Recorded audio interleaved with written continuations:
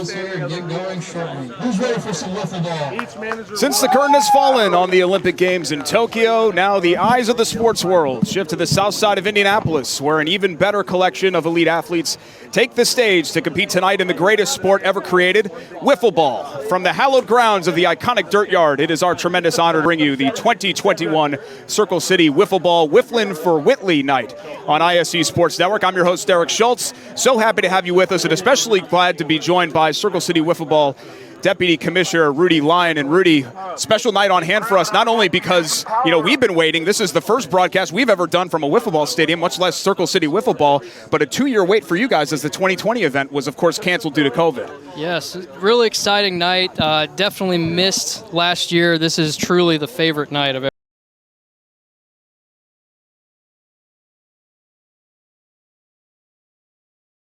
Apologize there for the power issue that we run into. We just started action here in the Circle City Wiffleball game. Wifflin for Whitley. I'm Derek Schultz, along with Rudy Lyon, the Deputy Commissioner of CCW. And as you see here, this is an extremely unique setup that we have at the Dirtyard, one of the most iconic sporting venues, not only in Indianapolis, but in the country. And you're going to see some of the best Wiffleball players in the country as well tonight, as that first ball a fly out for the pink team. Yeah, Connor Morris there, just off of his home run derby victory a few minutes ago, laces a ball into right, but caught by Tyler Gregory.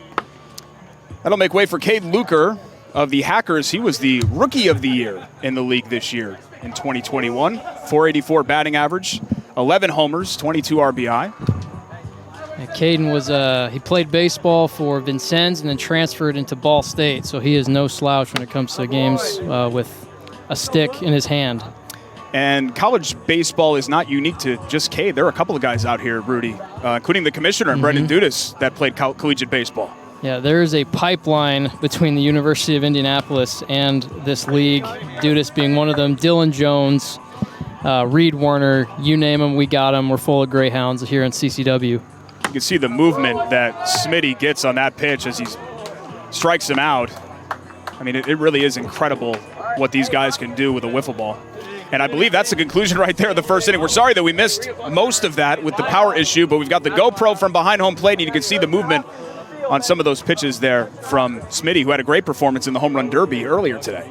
Yeah, he was a Final Four, top 4 finisher there in the home run derby. He's top 4 in home runs in the league. And now the MVP. He was just given that award. Well-deserved. He's far and away the best two-way player in our league.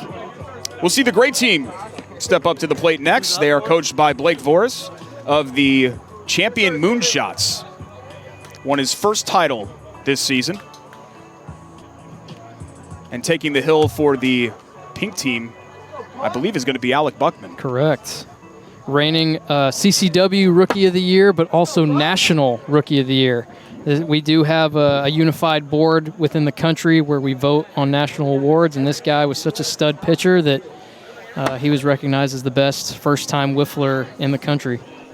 And he told me off the air that, especially this year, things have really changed for him because people have taken notice of his presence as a wiffle baller. And once that happens, as is the case with a lot of these guys, Rudy, your private life becomes very public because you start to be under intense scrutiny and the spotlight as well. You become a celebrity, and that's certainly been the case with Alec this year with this breakout season. For sure, he's a very low-key guy, very unassuming, just goes about his work. But yeah, he built a lot of hype with his high-velocity fastball, but just in the past year, he's been able to work in 3 or 4 really good pitches, and that's what puts him at the top of this league and the country. Here's another Rookie of the Year, back in 2019, and the 2021 reigning MVP, Will Smitty. That first pitch of ball. So explain this to us, Rudy, because we know sometimes, baseball rules, 4 balls, 3 strikes. Is it the same for wiffle ball? In some leagues, yes. We used to do 4 balls, 3 strike, but just in the last 2 years, our committee voted to do 5 balls just to make it a little more hitter-friendly, because wiffle ball, as you know from growing up, is very pitcher-friendly. The holes are in the ball to encourage more bend and more curve in it. So whatever we can do to get more runs and more offensive action in the game, that's what we'll try to lean towards. And you see that whiteboard in the background. For those unfamiliar, there's no catcher and umpire. You hit that board, though. That is the strike zone. That is correct. Yes, it's I believe the dimensions on it are about 20 inches wide by 28 inches tall. So similar to an actual strike zone, but it's exactly 1 foot off the ground, and that doesn't change regardless of how tall you are. And that one dribbled up the middle. And the out just in time. So one away. Nice job by the pink team. And for outs, because there are only 2 defensive players, you have to get the ball to the mound before the runner reaches first base.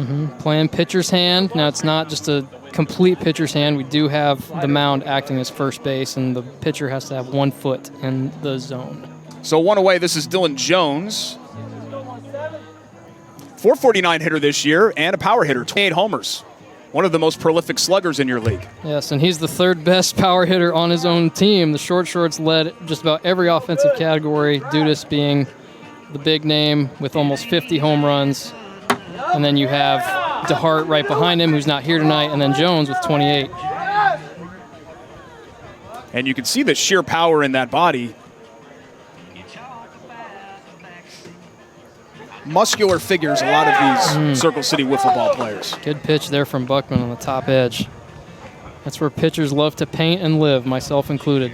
I would imagine that's an extremely difficult portion of the plate to catch up with as a batter, to make contact on those high strikes, yes. Especially with movement going up to down. Yes, I pitch as well in the league, and I don't have quite the speed that a lot of these guys do, but I live on throwing about a handful of pitches, well located, and of course, above the hands. I drop in a 12-6, and anytime I can hit the very top of that board, that's where I make my living.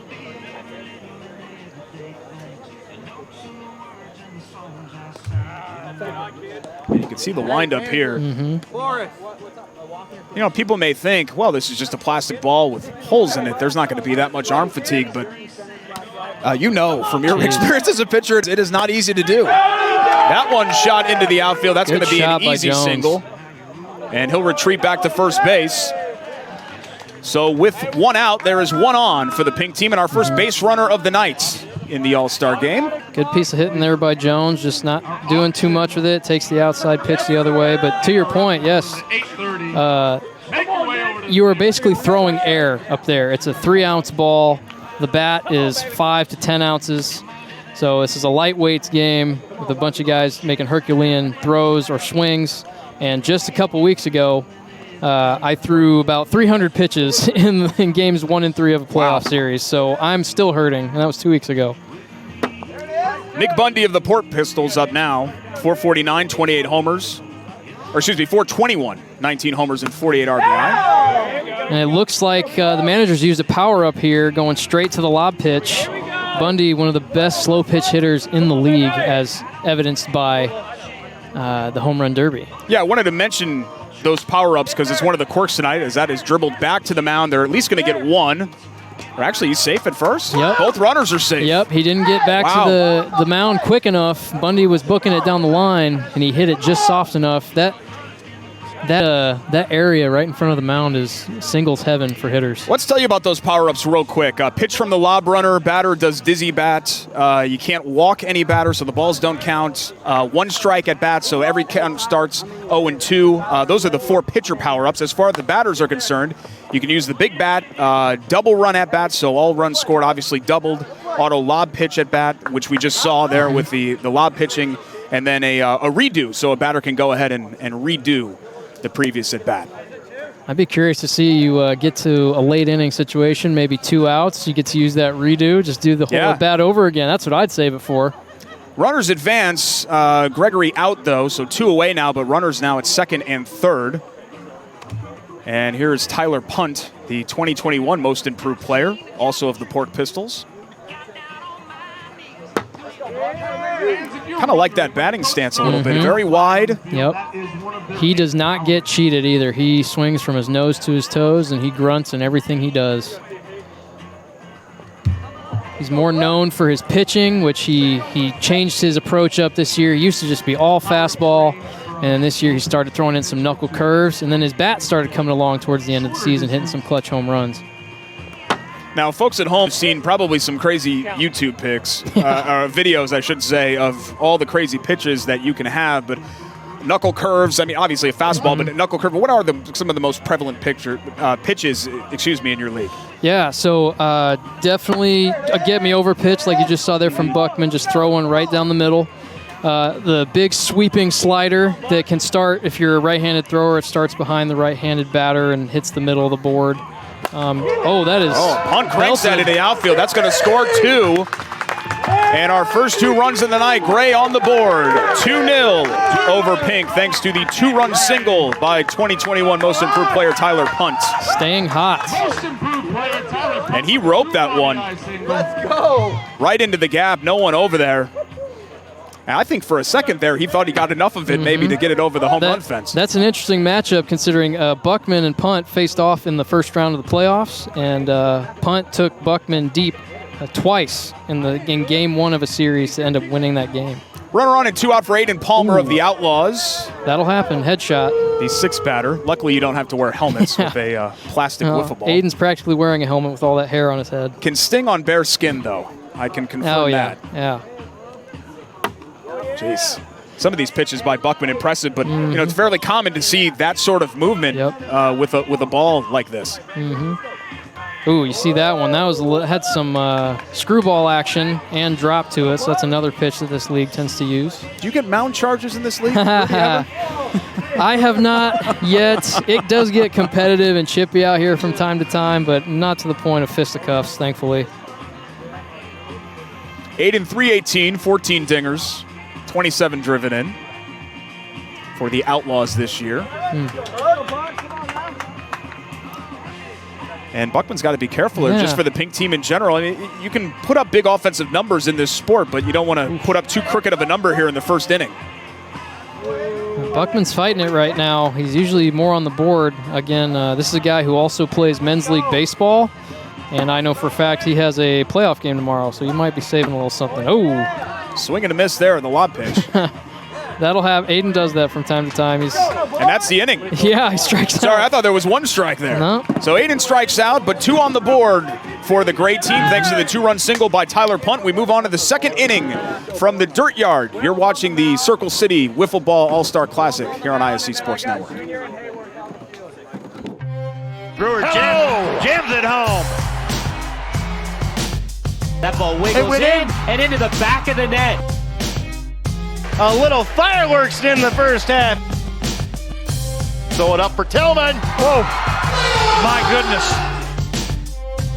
122.60 for Penn. What a swim! 6 of them. Back at the Dirtyard, Wifflin for Whitley. We're going to tell you the backstory of that coming up here throughout the broadcast. But this is the 2021 Circle City Wiffleball All-Star Classic. The first event in 2 years. 2020, as many things, a casualty of COVID. Alongside Rudy Lyon, who is the Deputy Commissioner of CCW, I'm Derek Schultz. This broadcast brought to you by AmeriFence. You see that beautiful fence out there in the outfield? Well, that's AmeriFence. They're Indiana's leader in fencing. AmeriFence specializes in custom-built cedar fences, cedar decks, maintenance-free ornamental aluminum, steel fencing, vinyl composite decks. They do it all, folks. AmeriFence, simply the best. We head to the second inning now. Pink trying to get on the board as the Gray team. It's a little teammate on teammate action 2-0 here. Love to see that. You don't see that in the MLB All-Star game. That's what's so interesting, too, about the split up here between the batters and hitters. That's Reed Werner, by the way, of the Moonshots. Yep. Batting right now for the Pink team. Reed, a former Rookie of the Year. So you got the 2017 Rookie of the Year up against the 2019 Rookie of the Year and their teammates. Oh! And a swing and a miss there. Dirty pitch. So a strikeout for Werner.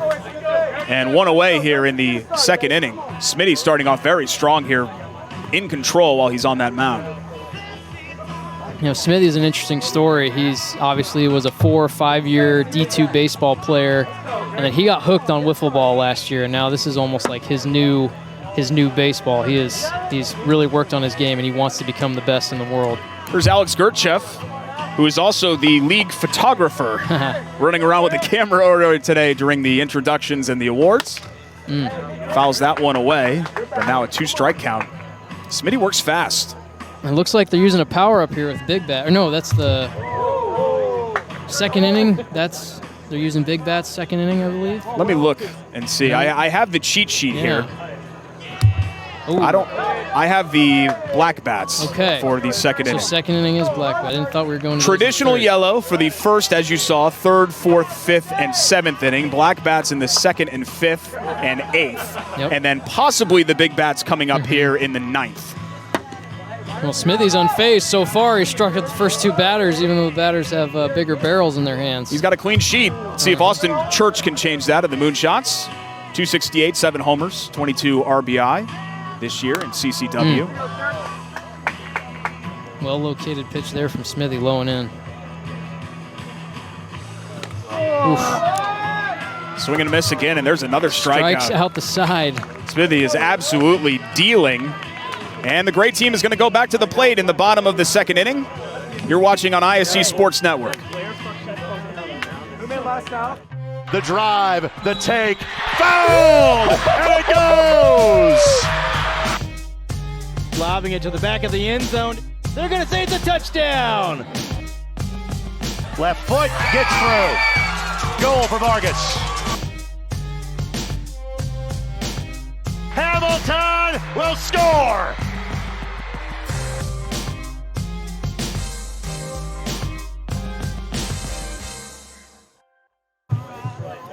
Team leading 2-0 over the pink team in the 2021 Wifflin for Whitley Circle City Wiffleball All-Star Classic alongside Rudy Line. I'm Derek Schultz. Thanks so much for joining us here on the ISC Sports Network. Tonight's broadcast brought to you by Arlen Communications. More than a decade ago, Dave Arlen founded Arlen Communications to connect people, companies, and organizations with clear and focused communications. Check out all of their services at arlandcom.com.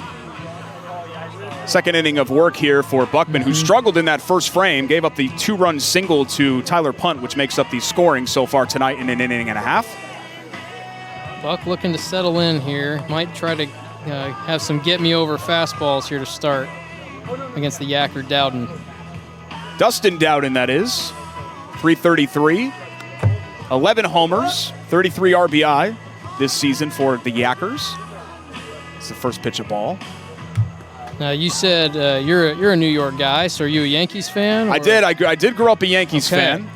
Well, you'll have to have a conversation with the Dowdens because you see he's wearing a Yankees cap. Every young man, including his dad and his family, have New York Yankee tattoos on their chests. Really? They're Yankees fans through and through, yep. Well, I do not have any Yankees tattoos. Mostly because my dad said he'd stop paying my college tuition if I ever had one. But yeah, grew up a big Yankees fan. I actually grew up a town over from the birthplace of Wiffleball, Shelton, Connecticut. Ooh. That one. Good bailout swing there. Fouled out of play. You can see some of the fans, a great turnout here at the Dirtyard, and ticket proceeds going to fight DIPG, which we'll tell you about coming up later on in the broadcast as well. Just great to see the community not only support Circle City Wiffleball, Rudy, but support this event, a philanthropic event at the end of the day. Absolutely. It's amazing. Oh, great pitch there from Buckman as he settles. And he gets the strikeout. It's amazing to see the buy-in that people have and the belief that they've had in Brendan Dudas, and they've just showed it for the last 7-8 years. And this event is the culmination of that. So one away as Dowden strikes out to lead off the bottom of the second. That makes way for Mitch Bias,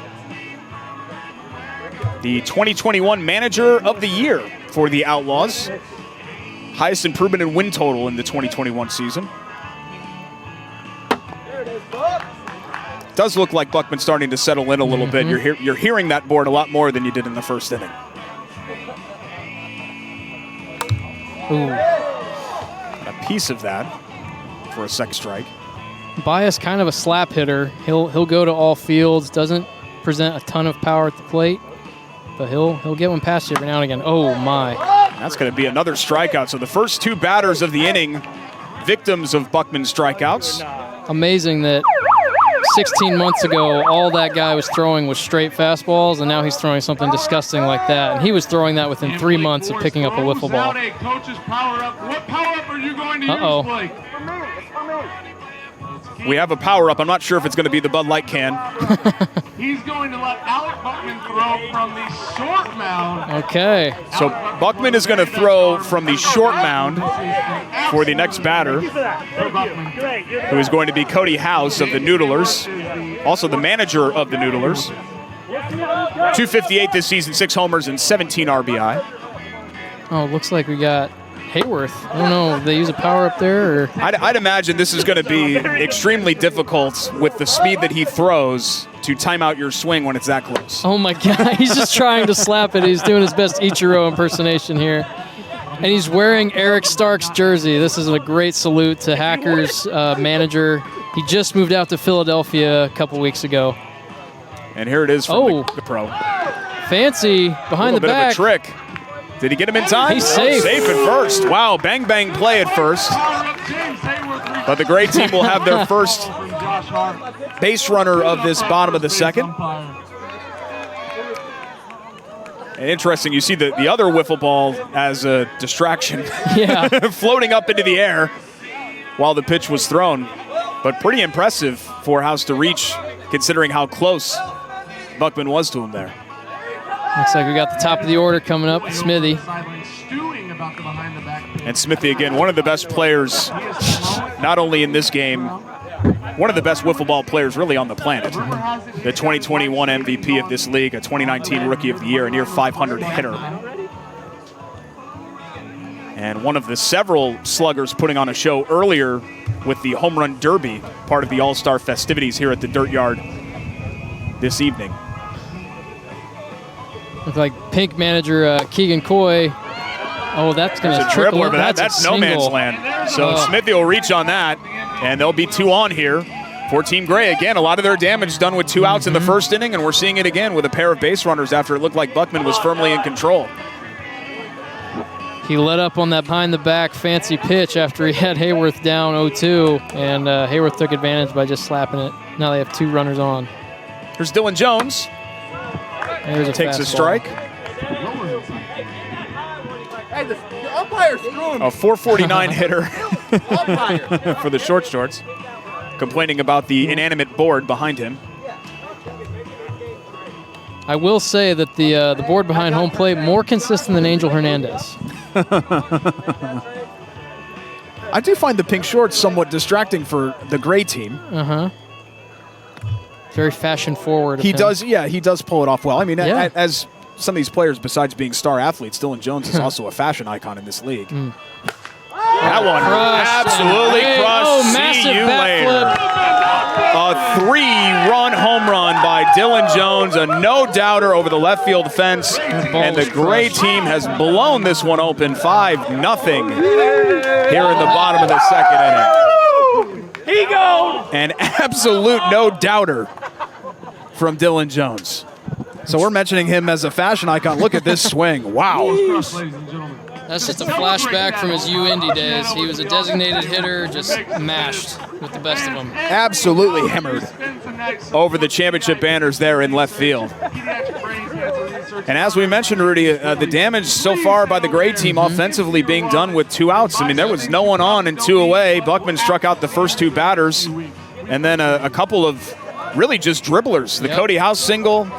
Smithy reaches on an infield single, and then Dylan Jones sends it over the left field wall for 3 runs. Manager Keegan Coy, as you can see in the left of your screen, wearing the baseball pants just beside himself. He used the power-up to get Buckman to throw up close, and Buckman just kind of threw the at-bat away. Should be in the dugout right now. Here's Nick Bundy. 421, 19 homers, and 48 RBI this year for the Pork Pistols. I like those hats. They just say pork on them. Yes, so the Pork Pistols, they are actually a slow-pitch softball brand.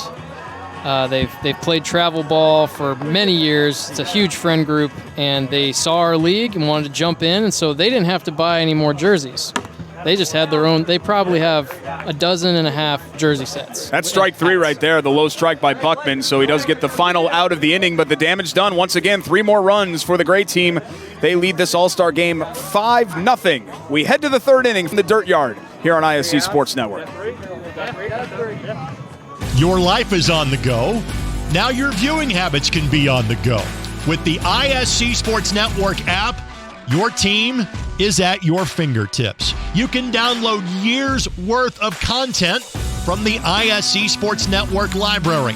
High school, college, special events, weekly and monthly shows, wherever you find your favorite app. And you can always find out more information at iscsportsnetwork.com. Welcome back to the Dirtyard. You could not ask for a better night for Wiffleball. An absolutely beautiful day has turned into a beautiful evening as things have finally cooled down here in central Indiana after a week of mugginess and 90-plus degree temperatures. It is a very pleasant mid to late August evening here on the south side of Indianapolis. Thanks so much for joining us. I'm Derek Schultz. Rudy Lyon here as well as we bring you the Wifflin for Whitley Circle City Wiffleball All-Star Classic. And my first time at the Dirtyard came earlier this week. Brendan Dudas, the commissioner of this league, who I've known for 5 or 6 years, has been trying to get me to come down, and I've always had some sort of a conflict. And I was just in awe driving up here and seeing it for the first time, but now to see the actual atmosphere with the music, the PA, the fans, the raffle, the tents, the flags. This is a major league type atmosphere here that you guys have put together. Yeah, I know. I knew that you and Dudas go way back. I didn't realize this was your first time being out here. I'm kind of embarrassed to say, yeah. Kind of embarrassed to say that I haven't made it out here before. Because this is one of the most unique sporting venues in a city full of them here in Indianapolis. Amateur sports capital of the world. And we are about as amateur as you get out here. Top of the third inning. And there has been a pitching change as well. We're going to see pitchers Mike Speak rotate. Jr. of the 8 Balls. 2019 MVP and Cy Young. He is the only player in league history with over 500 strikeouts. Just a devastating wipeout, rising slider from the left side. 4-3 on the year with a 4.11 ERA. 11 strikeouts per 6. Good rip from Housey. Oh, trying to stretch it, and he's toast. Jeez. And when you're down 5 runs, you need base runners. So not the best decision there from House. A little retaliatory peg there from House. Don't be fooled, even though he wears a XXX shirt, he can pick him up and put him down. He can move well. Just not that time. So scored a single and then out at second base, but still results in 1 away for the pink team here in the top of the third. And Mike Speak Jr. about to face his dad, Mike Speak Sr. of the 8 Balls. Also the grand poobah of Amerifence, one of the big sponsors, and the company that built this beautiful structure in the outfield. Won't meet too many more generous guys outside of Mike Speak Sr. Senior, the manager of the 8 Balls, who is a really good pitcher himself, 6-1 with a sub-3 ERA this year. Crafty is all get out. Been playing the game for 40 years. He doesn't beat you with speed, but he is all over different parts of the board. Ooh. Big swing and a miss there. That had to feel good for Junior. Love the father on son action here. They rarely get to face each other in game, so I think they're strategically placed on opposite teams. Oh. That one fouled away. Now a 2-strike count. 700. So Junior with the upper hand. 900 strikeout mark this season. I truly think it's 500. The only pitcher in CC. I do like the backwards hat look that so many are sporting. Circa 1990s Ken Griffey Jr. I was going to say, very much Griffey Jr.-esque. Camden Yards, I'm sure our game director, Jordan Chu, remembers that. One of the last times that the Orioles had some relevant baseball teams around that era. You got to think if he gets ball 5, he's going to swing away and try to park one over the fence on his son. Our scoreboard at home only goes up to 3 balls because we have a traditional baseball. That one hit, grounded, and an out. Bundy with a beverage in his hand playing defense. So I guess you could say Junior got the better of Senior there as he retires his father, and now 2 quick outs and 2 away as the gray team remain firmly in control of this game. This was a close play, though, at first. Now all you have to do, as we mentioned earlier in the broadcast, is get the ball back to the pitcher in Wiffleball for the out, as opposed, obviously, to the traditional way of throwing it all the way to first. If that were the case, trying to get runners to force out at first. Oh, grounder. Another one. Oh! And that was misplayed. So maybe some signs of life here for the pink team as they get a 2-out base runner. That's not an error. That's called a hit. We don't track errors or fielder's choices in our stat keeping here. And that does happen, especially in an all-star game. If the choice is between getting the out or not spilling your beer, I would assume that you would lean towards not spilling your beer. So probably the smart play. Top of the order now for the pink team. Looks like they've rolled it over. Hopkins. Hopkins, the manager of the Pork Pistols, and a 459 hitter. Absolute laser, but foul.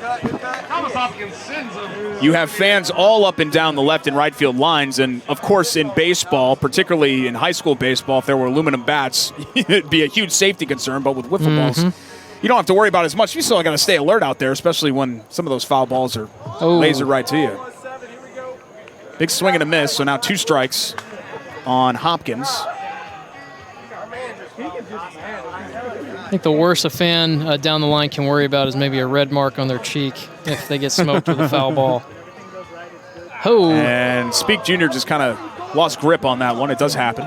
I love the backdrop we have with all the pink and gray players behind home plate. You don't see that in baseball. Usually it's the travel baseball dads that are behind the umpire like this, but they're all enraptured with this. Oh, great pitch. And a swing and miss for the strikeout and the end of the top of the 3rd inning. Still zeros for the pink team. Gray team looking to add to their lead when we come back for the bottom of the 3rd. It's the Circle City All-Star Classic here on ISC Sports Network. McCulling in time. Oh, no! It's good. This one is good. There you go. Wow, Dustin makes a great catch. Spin, win, 3, bury it for Leland Walker. Tie the game they do with the dunk by Malik Edmonds. What a play. Oh, my goodness. I feel a little momentum starting to fall Ellen's way. Wrestler! Whoa! Think to be the leading guy.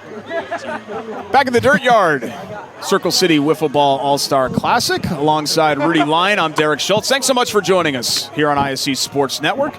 Tonight's broadcast brought to you by We Fix Indy. Whether it be painting, remodeling, or weatherizing, I need all 3 of those in my house. We Fix Indy has you covered, residential or commercial. We Fix is a full-service general contractor that has been serving the Indianapolis area for over a decade. Get a free consultation for your project at WeFixIndy.com. Colton Camp up in Westfield. They've got their preseason opener actually tomorrow against the Carolina Panthers. And Darius Leonard, now the $99.5 million man. Maybe someday that kid will make $99.5 million. We'll see. I thought Darius Leonard was in the house. That kid's got me fooled. Interesting year for the Colts this year. Yes. We'll see what happens with this Carson Wentz foot situation, but I'm fascinated to see what ends up happening with this year's team because I think it could go really well. I also think that it could go really poorly. I'd be surprised if they just went out and had like a 9-8 season. Not a team I would want to put any money on. Just too risk reward is a little too sketchy for me. And as you and I, neither of us being Colts fans to the core, we can give an unbiased opinion on the Colts, I think. That's right. Mike Speak Sr. now taking the hill as his son just left the mound for the gray team. And that's Tyler Gregory up to bat, just off his Dirtyard Classic MVP last Sunday. Oh, already up to an 0-2 count. You'll see Senior here. He's going to be crafty. He's going to dice you up. He'll throw a nasty changeup that looks like it's right in your hitting zone, and then it just drops off the table. Oh, swing and a miss there. You saw the movement on that ball as it rose up, and a quick first out. Now, is it Senior literally and figuratively? Is he the senior-most member of the CCW? Far and away, yeah. He's in his 50s. And no, the number on the back of his jersey is not his age. I've made that mistake. He wears number 58 in honor of a Chicago Bears linebacker in the 80s. I believe it was Marshall. I remember 50 was Singletary. Right, exactly. But you'd think he'd pick Singletary or Refrigerator Perry or something, but he liked Marshall, and he idolized him so much so that he wears 58. I still know some of that song. The Super Bowl Shuffle. They call me the fridge, and I'm the rookie. I may be big, but I'm no dumb cookie. I remember that part. Tyler Punt now had a 2-run single in the first inning. This one looks like it's going to be an out, and it is. Good hands there to get that second out from Morris. And quickly 2 away. It'd be nice for Team Pink to get a clean sheet here in the bottom of the third so they can start to hopefully get something together offensively and get back in this game. Even in his 50s, Mike Sr., top 5 hands in the league. You won't find a steadier pair on defense or on the mound. Like you said, those veterans and the older players are crafty. Yep. I myself, being north of 30, that puts me in the upper 10% of veterans. I'm nowhere near Mike, but I'm getting up there, and I'm starting to feel it in my shoulder for sure. I don't know his exact age, but from looking at his face, I'm pretty sure Aiden Palmer is not north of 30. He is the 6 hitter for the Outlaws and the Gray team. 318, 14 homers, 27 RBI. What's been weird for me is that now a lot of the college athletes even are kids that were born in the 2000s. Oh my gosh, that's so weird. So that's been the, oh my God, I'm getting old moment. Ooh. That looks Good like it's swing. going to reach, and he is. Ooh, nice. So a 2-out hit here for Palmer, and that's what keeps happening with this Gray team. They keep putting runners on and scoring runs. Did so in both the first 2 frames, all with 2 outs tonight, all 5 runs. Youth defeats age in that matchup, 19 versus 51. And that's the beauty of CCW. And just quick hands by Palmer there. He kind of waits on it and sneaks it by Mike Speaks Sr. for the first hit of the inning. That makes way for Dustin Dowden, the Yankee fan, the yacker when it comes to CCW play. A yacker and a Yankee. Oh! Swung under that one. Brings him to his knees on that swing, a la Adrian Beltre. Probably the best beard in the league. Oh, easily. For Dustin Dowden. Thickness level, good coverage on the lip and chin. Not a lot of patches. Just got a little under that, hit that in the neighbor's yard. If you can see, there are some live chickens and a rooster over in the neighbor's yard. I mean, we are only 5 miles. We're 5 miles directly south, basically, of Lucas Oil Stadium, yet this is farmland out here. Oh. High pop-up, got caught up in the air in left field. The third and final out of the inning. So a clean sheet for the Pink team. Finally, they hold the Gray team scoreless in a frame. We head to the 4th inning. The Circle City Wiffleball Classic continues here on ISC Sports Network. Shot at the buzzer. Got it! She got it! Oh my goodness, what a shot! Hello. Did it again. Hello. Made the highlight reel again. That goes to Mentor and all kinds of room to run. Down the middle of the field, and he will not be touched. Jackson, hello! There we go. Stokes throws it, caught, ball ricochets. Wow. A huge hit. Wow. This has been an amazing display of goal scoring. Welcome back to the Dirtyard as we head to the 4th inning. Thanks so much for joining us here on ISC Sports Network. I'd mentioned earlier the philanthropic cause of tonight's game, and a cause that is close to Brendan Dudas, who is the commissioner of the Circle City Wiffeball's heart. He lost his niece to a disease called DIPG, which is a rare, highly aggressive brain cancer that is difficult to treat and often affects children. Tonight's event, Wifflin for Whitley, is named after his niece who passed away back in 2015. And Circle City Wiffleball surpassed the $10,000 mark for funds raised in 2019, the last year of this event, of course, because last year was canceled for COVID.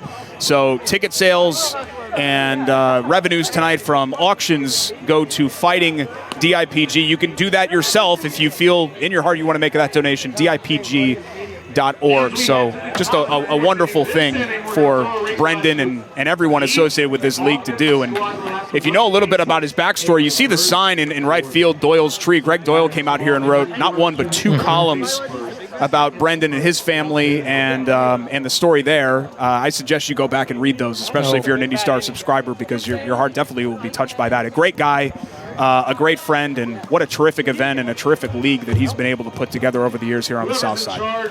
Dudas is just a sharp young man. He's added to that, he's adopted his 2 young nephews, played college baseball. He's just a hustler in every aspect. Great guy. And it's called Doyle's Tree because he rocketed one off of that tree. He was a very successful high school baseball player back in the 80s, because that's how old Greg is now, and also played collegiately. So I know that like many of the players tonight, he has that background. But a very touching story. I believe we're going to have our first another power-up coming here. quirk of the inning? Yes, quirk of the backwards All-Star base game? running, I believe.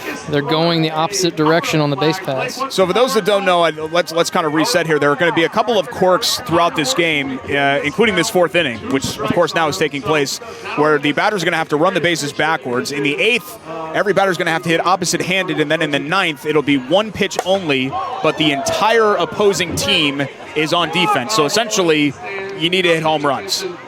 Here's a look at the power-ups as well that batters and pitchers can use. 4 on each side, and we've seen a couple used tonight. Unfortunately, it kind of backfired on the pink team earlier. Keegan Coy wanted to get the short mound pitch option for Buckman, and Hayworth turned it into a single. Here's Connor Morris for the pink team. Sends that shot right into center field. But the first out of the inning. Dowden, nice play there by Dowden. Ranging into right center. Dowden also coming off of labrum surgery this past season, so not pitching this year. Important to remember here, it's not as windy as it was. Around 5 o'clock, the wind was blowing straight in, but still breezy enough. And you know, those wiffle balls have holes in them. It's not always easy when they're that high up in the air. As Dowden makes the second put out of the inning. 2 quick outs here for Team Gray as they hold on to a 5-0 lead. A couple things you can count on here at the Dirtyard. For some reason, right around this time, 8 o'clock, the chickens start coming out and clucking, and then the wind just dies down.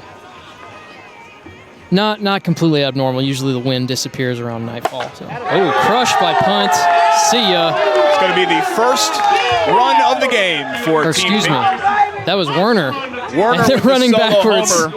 And that's a little odd, isn't it? Oh my gosh, I'm tripping. So a solo shot for Reed Werner of the Moonshots. You had mentioned their power capacity, and we saw a little bit of it there from Werner.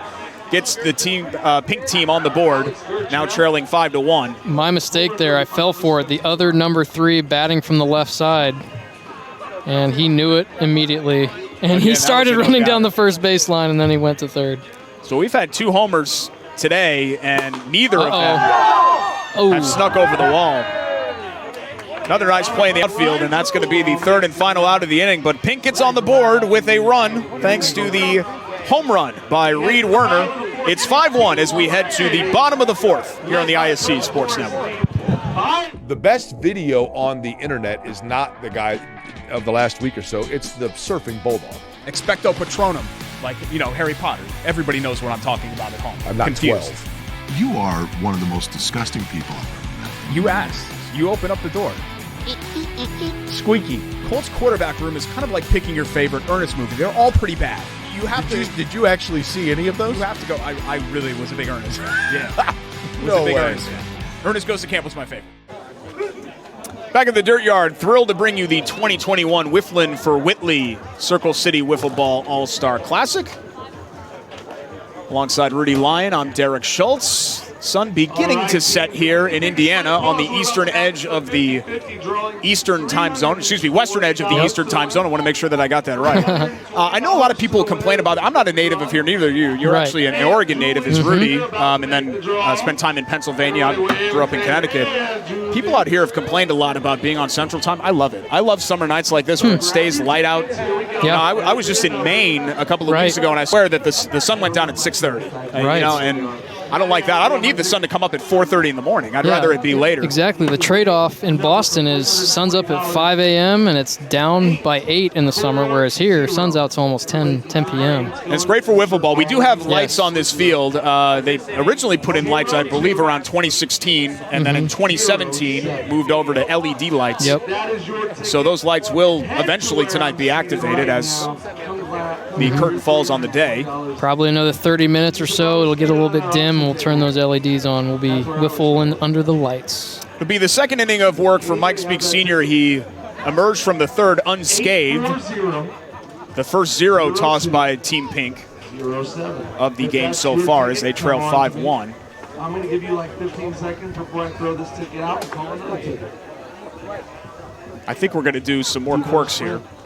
Should be another backwards running inning. We know that for sure. Yep. Mitch Bias set to lead us off this inning of the Outlaws, the 2021 Manager of the Year. 3, 2, We're drawing another ticket. That ticket. This broadcast brought to you by our friends at Amerifence. You saw it on the Dirtyard scoreboard. The home run fence is theirs. They built that. So if you want that in your yard, or if you just want, a regular fence, Amerifence can do that. They're Indiana's leader in fencing. They specialize in everything: custom-built cedar fences, cedar decks, maintenance-free, ornamental aluminum and steel fencing, as well as vinyl fencing and vinyl and composite decks. Amerifence, simply the best. And I'm sure Mike Speak Sr. happy about all of the Amerifence signage and logos and everything like that. He's probably happy about the inflation cost of a 2x4 too. I know it's starting to come down. I kind of ask Mike about that every time I see him. Our game director Jordan, I'm pretty sure, had to wait a long time to get lumber for his deck. Oh my gosh. Just seems that way with everything right now. Everything is going to cost a lot more than it did, I guess, 2 years ago. So here is Bias. Bias, a former D3 pitcher at Anderson University in his own right. One hit into right field. I don't think it's going to carry enough, though. First out of the inning. That one looked like a homer off the bat, but just kind of sat up there in the night air. And Bias just shrugging his shoulders. What are you going to do? Guess got made just a tad under that, but good contact. First out of the fourth inning. Now Anderson, a place close to your heart. Very much so, yeah. Was a 4-year student there, obviously got my degree, and then I went back and worked for the university for a few years as a resident director and intramural sports coordinator, hence my love for Wiffleball, obviously. Hayworth. Oh, Church with another good play. Really nice play by Church. Both of the putouts this inning. It's a beautiful campus. I was up there a lot for Colts training camp when it was there, and then had an ex-girlfriend that lived off of Scatterfield Road. So spent a decent amount of time up in Anderson. But AU in particular, a nice little, I don't want to say hidden gem because I think people know where it is, but a really pretty little campus up there. It is. Well, that's the thing. People don't often associate that campus with Anderson, the city. 1, 2, 3. Mike Speak Sr. settling things down for the pink team. As we head to the 5th inning, Team Gray leads it 5-1 in the Circle City Wiffleball All-Star Classic on ISC Sports Network. The drive, the take, fouled, and it goes! Lobbing it to the back of the end zone. They're going to say it's a touchdown. Left foot gets through. Goal for Vargas. Hamilton will score!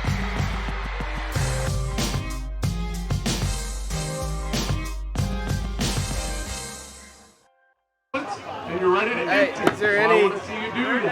To your top right on the microphone, that's Brendan Dudas. He is the commissioner of the Circle City Wiffeball League, and this is his baby. In fact, this is his parents' backyard. Now, Brendan does not live at home anymore.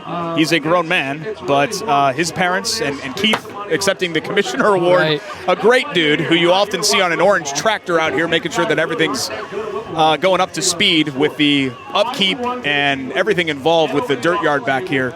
But this originally, as Brendan told me, which I did not know, a RC track. Yes. And then they bought the property, the Dudases did, and Brendan took over and wanted to build a wiffle ball field, and it's just kind of grown and grown over the last couple of years into what we see today, the sparkling jewel of Indianapolis sports venues.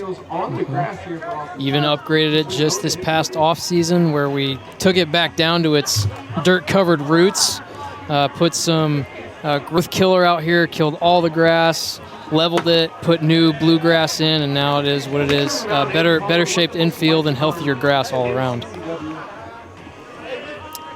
A 3-1 count here. Oh, foul ball!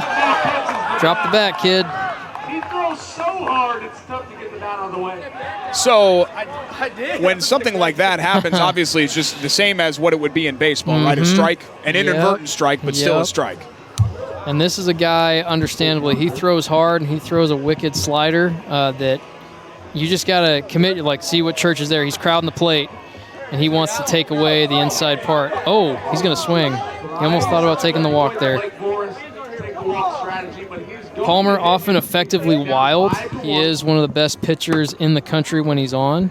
But if he hits you with an inside slider, oh no. Oh, swing and a miss. Oh no. Big missed opportunity there as the first out of the inning. So for those that don't know, just to kind of explain again, you figure yourself, well, what's happening? Did he just walk? Well, no, you can choose to either take the base or take a lob pitch, correct? Yeah, make it a little more hitter friendly. You should be getting something easy to hit, but in that case, it backfired again. And it's a little bit more difficult for us to keep track of balls and strikes because our balls don't go up to 5 on our scorekeeper. So keep that in mind as you're watching time. You're thinking to yourself, well, what's happening here? We can't actually track what the count is, but we have not seen a single walk tonight so far. And if you're out here walking in an all-star game for fundraisers, come on, just go home. Team Pink does need base runners, though, as they trail by 4 runs, 5-1 here in the top of the 5th inning. Fourth grade math standards. You got 19 minutes to do so. 8:30 is when our drawings will happen. Cody House up to bat right now. He's way ahead in the count, 4-0. So 1 pitch away. Again, Palmer effectively wild. You're just kind of bracing yourself to take a huge slider in your side or even in your temple. Took a strike there, first one of the count, and fouls that one off. So quickly 2 strikes now on Cody House. It looks like he already is up to the lob pitch. Crushed. And out of here. Gone. Another impressive solo shot by the Pink team. The man who the Manager of the Year award is named after, a CCW legend, Cody House. 5-2 now. And we have seen some elite bat flipping in tonight's All-Star game. Look at how high he gets this bat after he crushed it. He knew it right away, too. Yeah. See ya. And there goes the bat. Man, Robert Manfred could learn some things from CCW about player engagement and excitement, I think. I was impressed with what they did in Iowa the other night, though. It felt good for baseball to finally have a night where you felt like, okay, there's nothing to complain about. This was perfect.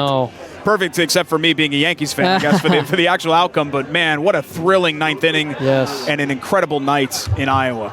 Amazing to me that night was canceled after last year, obviously, rescheduled in a very similar vein that we were here having our 2020 canceled, and they both happened in the same weekend.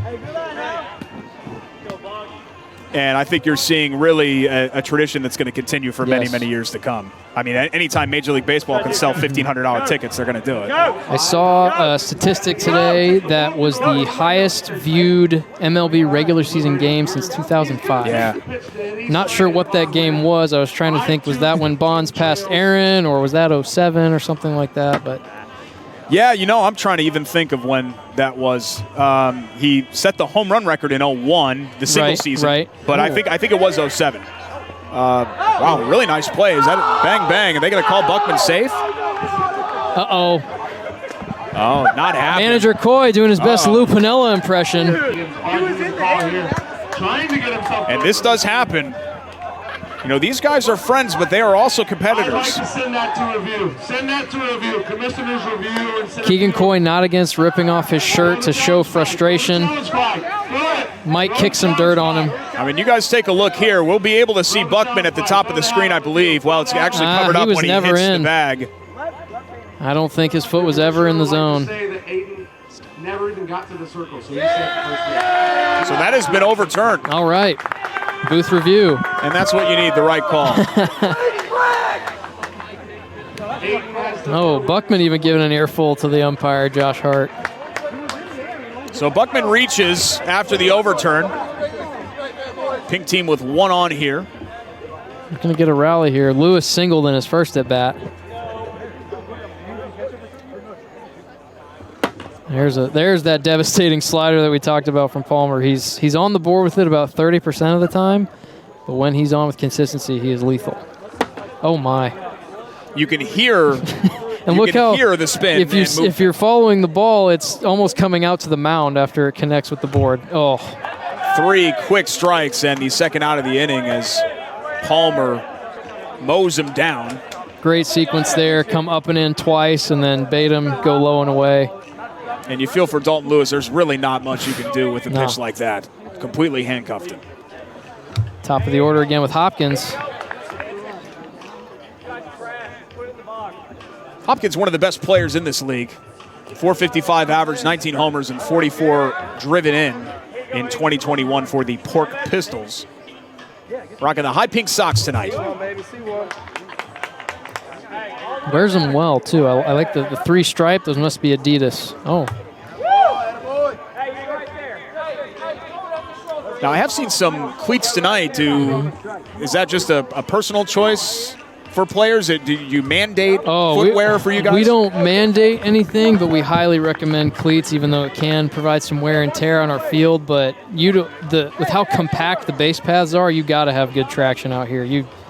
You're very apt to tear something or pull something if you don't have good cleats. So with 5 balls, he is on to the lob pitching, trying to get one that he wants. He's got that stutter step. Now in league play, this has been like 4 or 5 straight balls after the lob pitch. The batter would have the option to take a 2-base walk if there were 4 straight thrown after the initial walk. Right side. That one ripped and is going to be a base hit. Probably going to be extra bases here with the overthrow. Gets by into the fans. That's going to be a run. Inside Hopkins going to score too. Wow. 2 runs just like that. They double their score, and the pink team right back in it. We got a 5-4 ball game here in the top of the 5th. Bold move there by Palmer, trying to go for the peg. Could have stranded the runner. Ooh, sketchy slide there. Swimming into home plate by Hopkins. Not the most gracious slide by Thomas Hopkins, but you know what? It got the job done. And that does go down as a home run in the stat book. Morris, another Anderson University former ball player right here. Sweet swinging lefty. Home run derby champion tonight, Connor Morris. He can swing it. Put on quite a show just a few hours ago here at the Dirtyard. I know there's not much of a barrel to speak of on a yellow stick bat, but he does not miss it often. I hate pitching to this guy. And a homer would tie things up here. Oof. Suddenly we got a brand new ball game at 5-4. Yeah. Hey, should I hit? I'm the home run derby champ. Should I hit? Oh, ready for that pitch up in his face, and he still fouls it off. And just the fact that he made contact with a pitch like that shows how good Morris is. I know for a fact Connor and I actually attended Anderson at the same exact time. We overlapped a couple years, and he does have a walk-off home run to his credit for Anderson baseball. Maybe he'll get that chance in the 9th later this evening. Oof, vicious. Struck him out looking. Aiden Palmer with a devastating pitch there. I think I put some bad juju on him there. Look at our GoPro. I love the fact that we put that there because you can really get an idea of the movement. Slowing it down actually kind of does it a disservice a little bit because when you see it in real time, that's when you really see the movement, but it happens so fast, it's difficult to catch. It's funny, you see the internet trolls on our TikTok comments, and they're like, oh, I can hit that easy, like 400 dead center. And it's like, okay, step in the box, see how you feel when you get it blown past you. It's weird to me that you told me that is trolling is very prevalent in the Wiffleball social media world. Yeah, there are Kevin Durant-esque burner accounts galore. We don't really participate in it in the Indy area, but it happens in other parts of the state, the East Coast, but not here in Indy, thankfully. Kade Luker, the reigning Rookie of the Year for the Hackers, 484, 11 homers, 22 driven in. Ooh. I think he went around, too. That's going to be strike 3 because he clearly swung. And that's the end of the top of the 5th inning. Pink team adds 2 on the inside the park home run from Thomas Hopkins. Gray team still leads 5-4 as we head to the bottom of the 5th on ISC Sports Network. McCulling in time. Oh, no! It's good. This one is good. There you go. Wow, Dustin makes a great catch. Spin, win, 3, bury it for Leland Walker. Tie the game they do with the dunk by Malik Edmonds. What a play. Oh, my goodness. I feel a little momentum starting to fall Ellen's way. Wrestler! Whoa! Back at the Dirtyard, the LED lights are on. Sun beginning to set on just an absolutely spectacular Saturday night. Late summer Saturday night here in central Indiana. It is the 2021 Circle City All-Star Classic here on ISC Sports Network. Wifflin for Whitley, as they call it, and a fundraiser to fight against the rare cancer DIPG. I'm Derek Schultz alongside Rudy Lyon. And as you can see, we've got the press box up here, the scoreboard right here. Newly installed. And decks and everything. Yankee fan Dustin Dowden in the house. That's fine. We'll let as many Yankee fans on as possible. Just an incredible setup, as you guys are seeing on your cameras at home. And the fans, we've probably got at least 100 people here. There are food tents. There is an auction tent. And a lot of these funds, of course, going to fighting DIPG. And you can see it on the jerseys, Cured DIPG under the numbers, and that's the case not only for the pink team, but for the gray team tonight. So a philanthropic event tonight, and a community event, really, that the south side, particularly this area, which is kind of both Perry Meridian / Southport, I guess. You're kind of melting into both of those over here on Epler and Bluff. But a great side of town. When I first moved to Indianapolis, I was a South Sider. Right on. Not particularly this area. I was closer to Southport and Emerson, but Southside's always been close to my heart. A little role reversal here with Smith at the top of the order going up against Werner, but one's in the box and the other's on the mound now. And as you can see, whether it be Palmer, or Werner, or Speak, I mean, all of these guys can really throw. Werner, he was a late reliever or closer for you, Indy, just this past year.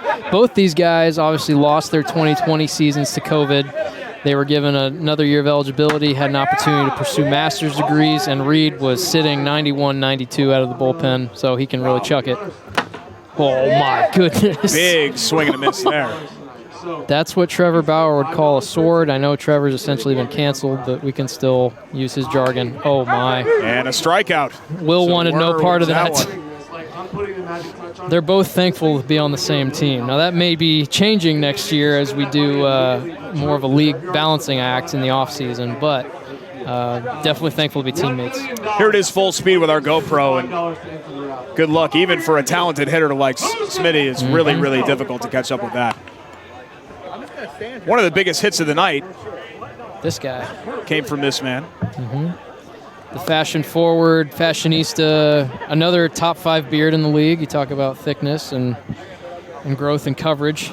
Dylan Jones, 449 with 28 homers and 59 driven in this year. A 3-run home run in the second inning, which temporarily blew this game open. It was 5-0 not long ago, and Team Pink has been chipping away in the last couple of innings.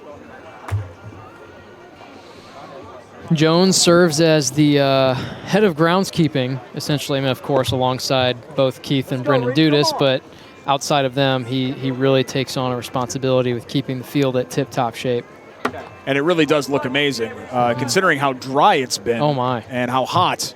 Yeah. The grass very green, and obviously the base pass, everything else top-notch today here at the Dirtyard. The last few weeks, we've kind of been hoping for rain just to settle the dust and make the grass a little greener. And we didn't get it. We were expecting it on Wednesday, and it never came. It's been a really dry week leading up to this All-Star game. Good news is it didn't come tonight. Yes. Oh, like you were saying, probably the best night of August. Great piece of hitting there. Right down the line. I think that's easily going to be 2. He's going to shoot for 3. Okay. So explanation there. I know there's some booing and hissing coming from the peanut gallery.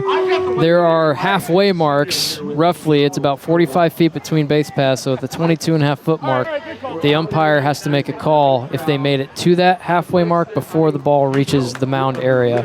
If he does reach past, then he would get the next advancing base. If he doesn't, he goes back.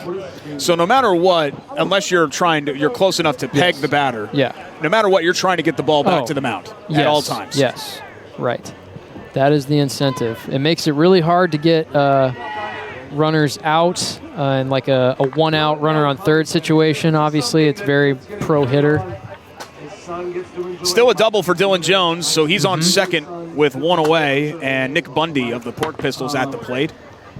Jones putting together a good stat sheet for MVP, 3-run homer and a double so far.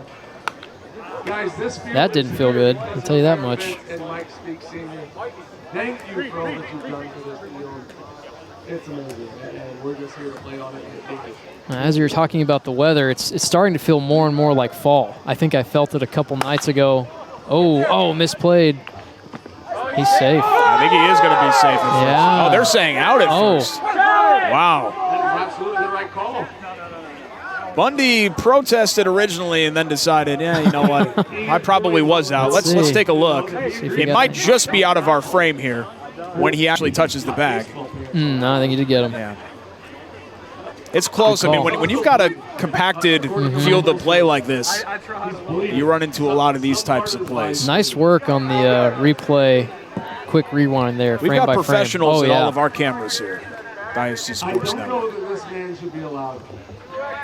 So 2 down, and Jones still standing at second as the pink team looking to string together back-to-back-to-back scoreless frames as they fight their way back from a 5-0 deficit, now trailing just 5-4. Really hoping this can hold, because I'd love to see an ending like we saw in Dyersville, Iowa the other night, a little walk-off action. We don't have the cornfield behind the fence, but still pretty good backdrop. Gregory's up again. Oh, man, this again, a teammate matchup. The hitter probably wanting nothing to do with this vicious pitcher and Reed Werner. Oh, my goodness. Tyler Gregory already down 0-2. Just devastating. He's given up. The inning's over, folks. He's done. Oh. So no penalty at all for hitting batters. Nope. No hit by pitches here. Oof.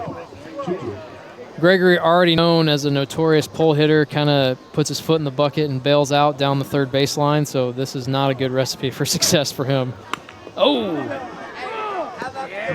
Hopefully you guys can hear the contact of the plastic on skin there. Oh no, 4 in a row. He's got a chance. Werner really trying to work that inner half. Yeah. Getting a little too in. Oh no, and he walked him on 5 straight. So now he'll get a lot pitch. I spoke far too soon. That's the second time I've put bad juju on somebody just in the last couple innings. He's going to get a chance to go yard here. Broadcaster's jinx. Oh, my. Should have learned my lesson the first time. I feel like I was doing that with Adam Vinatieri field goals a couple of years ago. Oh, man. Oh, good piece of hitting. That one rocketed into center, and Jones is going to come around and score. Run. So Gray back on the board. They add to their lead 6-4. Jones driven in by Gregory's single.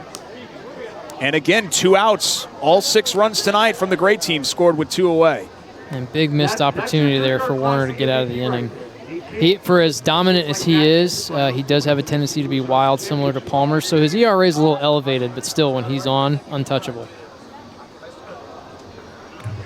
That'll bring up Tyler Punt. Guys, we are 2 minutes away from the option closing. 2 minutes. The most improved player of the Circle City Wiffeball League in 2021. He kind of twirls the bat in his hands like, would you say, Rod Carew a little bit? Yeah, I can see that. He's got a little bit more of a compact swing than Carew does. I know that's a huge throwback. Even someone my age shouldn't know who Rod Carew is, but I mostly know from the Beastie Boys song. Sure. Yeah. I got mad hits like I was Rod Carew. Because you can't, you won't, and you don't stop. Sorry, I feel like that's the second time that I've gone off script a little bit. No, hey, we have a script. You have me fooled. I don't know we had a script here. This is Wiffleball. Anytime we get a Beastie Boys reference, I feel like it's good. Punt swings and misses at that one. And that's going to be in the inning. The final out of the inning. Unceremoniously. But damage done. Dylan Jones with the double. He's driven in by Tyler Gregory's 2-out single. A 6-4 game as we head to the 6th inning here on the ISC Sports Network. Shot at the buzzer. Got it! She got it! Oh my goodness, what a shot! Hello! Did it again. Hello! Made the highlight reel again. That goes to Mentor and all kinds of room to run. Down the middle of the field, and he will not be touched. Jackson, hello! There we go. Stokes throws it, caught, ball ricochets. Wow. A huge hit. Wow. This has been an amazing display of goal scoring. So many great sponsors make the Circle City Wiffleball League possible and nights like tonight possible, and we want to acknowledge them. We've mentioned Amerifence and We Fix Indy. Also, Arlen Communications, a proud sponsor of tonight's event. More than a decade ago, Dave Arlen founded Arlen Communications to connect people, companies, and organizations with clear and focused communications. Check out all of their services at arlandcom.com. You guys have the drone here taking the all-star team photo, which I enjoyed right before our broadcast began, hilarious. Where you had all 20 participants in tonight's matchup standing at home plate together, arm in arm. And some of the best collection of Wifflers in the entire country as well. We got the eye in the sky, kind of like the cam above the NFL gridirons. I know they're getting those repped for another NFL season. Well, that's what you notice about this place, and not only the Dirtyard, but your league, Rudy, is the fact that everything is top of the line. I mean, hell, we've got an LED board, for God's sake. Yeah.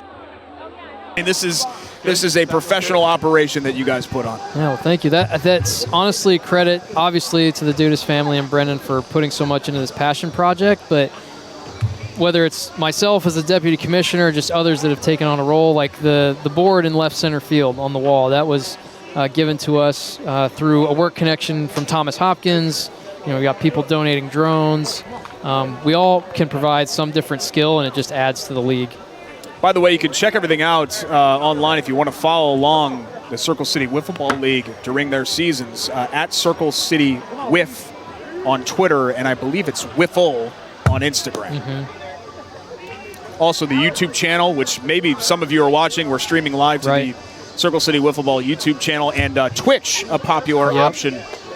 The kids these days using Twitch. Yeah, and don't forget TikTok. We got over 100,000 followers. Wow. Right. Yep, that I think happened a month or so ago, and to the point where we're making a little bit of revenue off of views now, so it's pretty cool.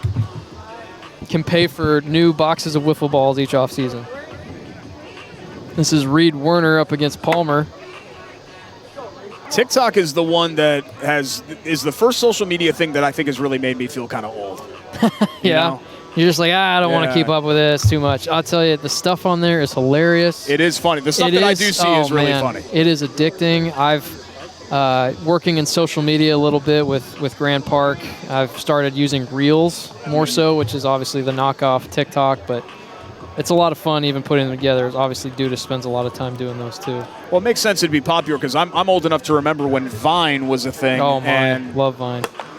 It's similar. Werner sends did this one it again. in a ride. Another homer. His second homer. This guy just hits homers in all-star games, folks. So a pair of solo homers tonight for Werner. You were talking about, as far as MVPs are concerned, Jones and Werner tonight, the two leaders for the gray team and the pink team. All right, thank you. That cuts the lead in half. Now a 6-5 game. Guys, I'm going to be honest. If you're going to let me go to the Colts. And again, we haven't seen any homers that really have snuck over the fence. All of the homers that we've seen tonight have been absolute no-doubters. Alex Gerdschiff up now of the Hackers, sporting the Cubs hat. My God, did the bottom fall out for that team this year. Then again, they traded away everybody. Sure. I've never witnessed anything like that, where 4 premier level stars were shipped out in a 48-hour span. I mean, there's selling, and then there's that. That's a completely different. Remember when they in the offseason, obviously Rizzo, Baez, and Bryant all in contract years. You figured, okay, well, they're going to extend one of them, right? At least one, but they sent them all packing, and I don't know if, from a lot of the Cubs fan sentiment, they didn't really get the same value in return. Yeah, I mean, you sold pretty low on a couple of them. Really, one of the best returns that they got was for Kimbrel. Oh, yeah. Get there. Yeah, I loved the Magical pickup. I honestly thought that was kind of a stupid idea by the White Sox to send him going. Me being from Oregon, he's an Oregon State guy. I followed his career. Oh, we got a power-up coming in, looks like. And Gerdschiff reaches on the single, so pink team in business. Werner led off the inning with a solo shot, and Gerdschiff singles. So runner on, no one out here in the top of the 6th inning. What power-up are we using here? A dizzy bat. Oh, love it. So Blake Boris, the manager, is putting a power-up on the hitter. Old friends, OGs of the league. a little gamesmanship here, forcing the batter to spin on the bat like you would in a relay race. And it looks like he's going to make him chug, too. 5 full spins. Chug the Bud Light can. Chug a beer and 5 spins around the bat. Great chug. There we go. That is difficult to do. You know, if we didn't have these elements, be honest, if we just played straight up wiffle ball, this may not be very TV friendly, but we add these power-ups and these fun incentives, and it makes it, the entertainment value just skyrockets. So we'll see if the spin effect or the Bud Light effect. I don't even know if he's dizzy. That wasn't any kind of an impact. That wasn't a very good attempt on his part. And the flag's still in the middle of the field, as you see. Aiden Palmer still pitching for the grade team as they hold on to a 6-5 lead here in the top of the 6th. Just pelting Church with plastic in his inner thigh, or outer thigh, excuse me. And one in the ribs just for good measure. Austin Church of the Moonshots, a .268 hitter during the season, 7 homers and 22 driven in. Okay, he's got his 5th ball. He's going to swing away, looking to catapult the pink team into the lead. Palmer, oh, fan interference. It looks. Does this ring any bells? Bring some memories back? Jeffrey Mayer, I know. Oh, my goodness. God, we keep bringing up the Orioles on this broadcast. Yeah. But, you know, I always thought that Jeffrey Mayer was clearly behind the fence when he made that play in the 1996 ALCS. I don't think Palmer would have gotten there anyway. Considering it's down the left field line, does it remind you of another scenario? Oh, Steve Bartman. Yeah, I mean, both. Yeah, sorry, either or. No, I was either even or. thinking that one, yes, as well, of course. Well, Bartman-esque there. First out of the inning on that fly-on. I know you're a Yankees fan. I knew you'd bring up, but there have been those are probably the 2 most infamous fan interference plays. For sure. And you felt bad for Steve Bartman. But people forget, you know, in that Orioles-Yankees series, a lot of Orioles fans complain about Jeffrey Mayer. Yankees went to Camden Yards and won 3 straight. Like, that series was never really in doubt. Is that when they did the 2-3-2 format? Yes. Okay. So they won game 1 after the Mayer came on a Jeter homer, and then that went into extras. Bernie Williams walked it off, and then they lost game 2 to the Orioles and then went to Camden and won 3 straight. Palmer is just pounding the board on House after he homered in the last at bat. Takes one off the shoulder there. And I'm not going to rehash what happened to the Cubs with Steve Bartman. I think most people remember how that went down. We got some disagreement here. Looks like a strike called. There we go, see? Manager Coy beside himself again. Probably, he is a Cubs fan too, so he's probably taking out some of his anguish in this game. It's been a tough summer. Yeah, tough summer. He had shoulder surgery after a scooter accident in downtown Indy in March. It caused him to miss his whole season. So here's Buckman. Buckman getting, I didn't think he would get a second at bat tonight. I know he's normally a PO.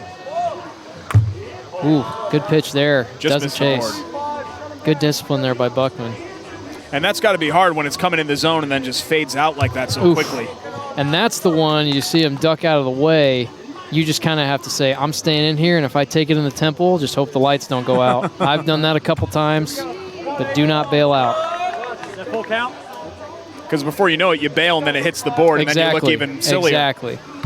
It's just like when you're a 12-year-old and in Little League, you see a curveball for the first time, and you duck out of the way, or you do a barrel roll, and it's in the strike zone in the middle of the mitt.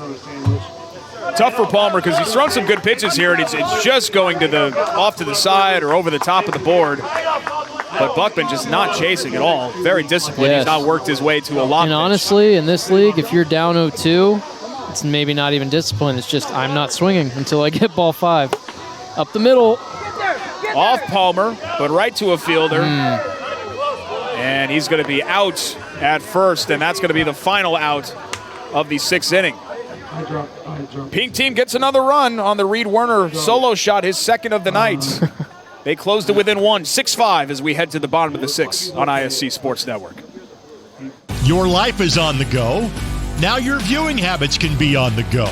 With the ISC Sports Network app, your team is at your fingertips. You can download years worth of content from the ISC Sports Network library. High school, college, special events, weekly and monthly shows, wherever you find your favorite app. And you can always find out more information at iscsportsnetwork.com. Oh, we've got a winner! Back at the Dirtyard, it brings us a great deal of pleasure to bring you the Circle City Wiffleball All-Star Classic. Wifflin for Whitley here on the ISC Sports Network alongside the Deputy Commissioner of the Circle City Wiffleball League, Rudy Lyon. I'm Derek Schultz. Thanks so much for joining us. An absolutely perfect, spectacular, beautiful late summer night here on the south side of Indianapolis in the iconic Dirtyard. Tonight's broadcast brought to you by We Fix Indy. Whether it be painting, remodeling, or weatherizing, We Fix Indy has you covered. Residential or commercial, We Fix is a full-service general contractor that's been serving the Indianapolis area for over a decade. Get a free consultation for your project at WeFixIndy.com. Now, if you see Austin Church there on camera, that's the guy you want to talk to. You said you need a lot of things fixed in your home. That's his family sponsorship right there. So if you want to get in communication with We Fix, he's the man. WeFixIndy.com. This is interesting because Werner just homered off of Aiden Palmer, and now the roles reverse to lead off the bottom of the 6th inning as Palmer steps into the box and Werner takes the bump. Werner's grooving right now. He's looking very similar to his Game 2 performance in the Dirtyard Classic last Sunday, where moonshots, great shot of the moon to lead into this inning. The team had the back against the wall. They were down 0-1 in the series, and he got them a win to even up the series and then won it in Game 3. And strikes him out looking to lead off the bottom of the 6th. And that's really when things have settled down for the pink team. They make the pitching change. And first it's Mike Speak Sr. and then into Werner here, who's really kind of shut the door. Just one run given up since that early 5-0 lead in the first 2 frames. Yeah, Buckman gave up a quick 5, struggled to settle there. It kind of reminds me of how good Buckman is. I know I'm a Tigers fan. Justin Verlander started the, I think, 2012 All-Star game. He got absolutely shelled, and he was the most elite pitcher in the league that year, but then Buckman had a similar outing where he just didn't have it, and that's okay because we're out here having fun. Here's Dustin Dowden. He's taking 3 balls to lead off here. He definitely knows who Jeffrey Mayer is. Amazingly, that will be 25 years ago this fall. I know. Wow. Okay. Here's the lob pitch. So 5 straight balls here to start. If you're just joining us, our score tracker is traditional baseball, so it only goes up to 3 balls. But here in wiffle ball, you can go up to 5, and then you can opt for either a walk or a lob pitch. And obviously, with this being an all-star game, everybody has opted for the lob pitch instead of taking their base, because what fun is that? Absolutely. Ooh, good swing up the middle. Great play. One of the better defensive plays that we've seen tonight from Dalton Lewis. That is D. Louie.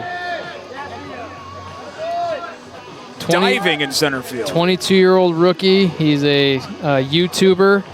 I believe he's into gaming and Twitch streams and just found his way into our free agent pool and got selected by the Noodlers this year.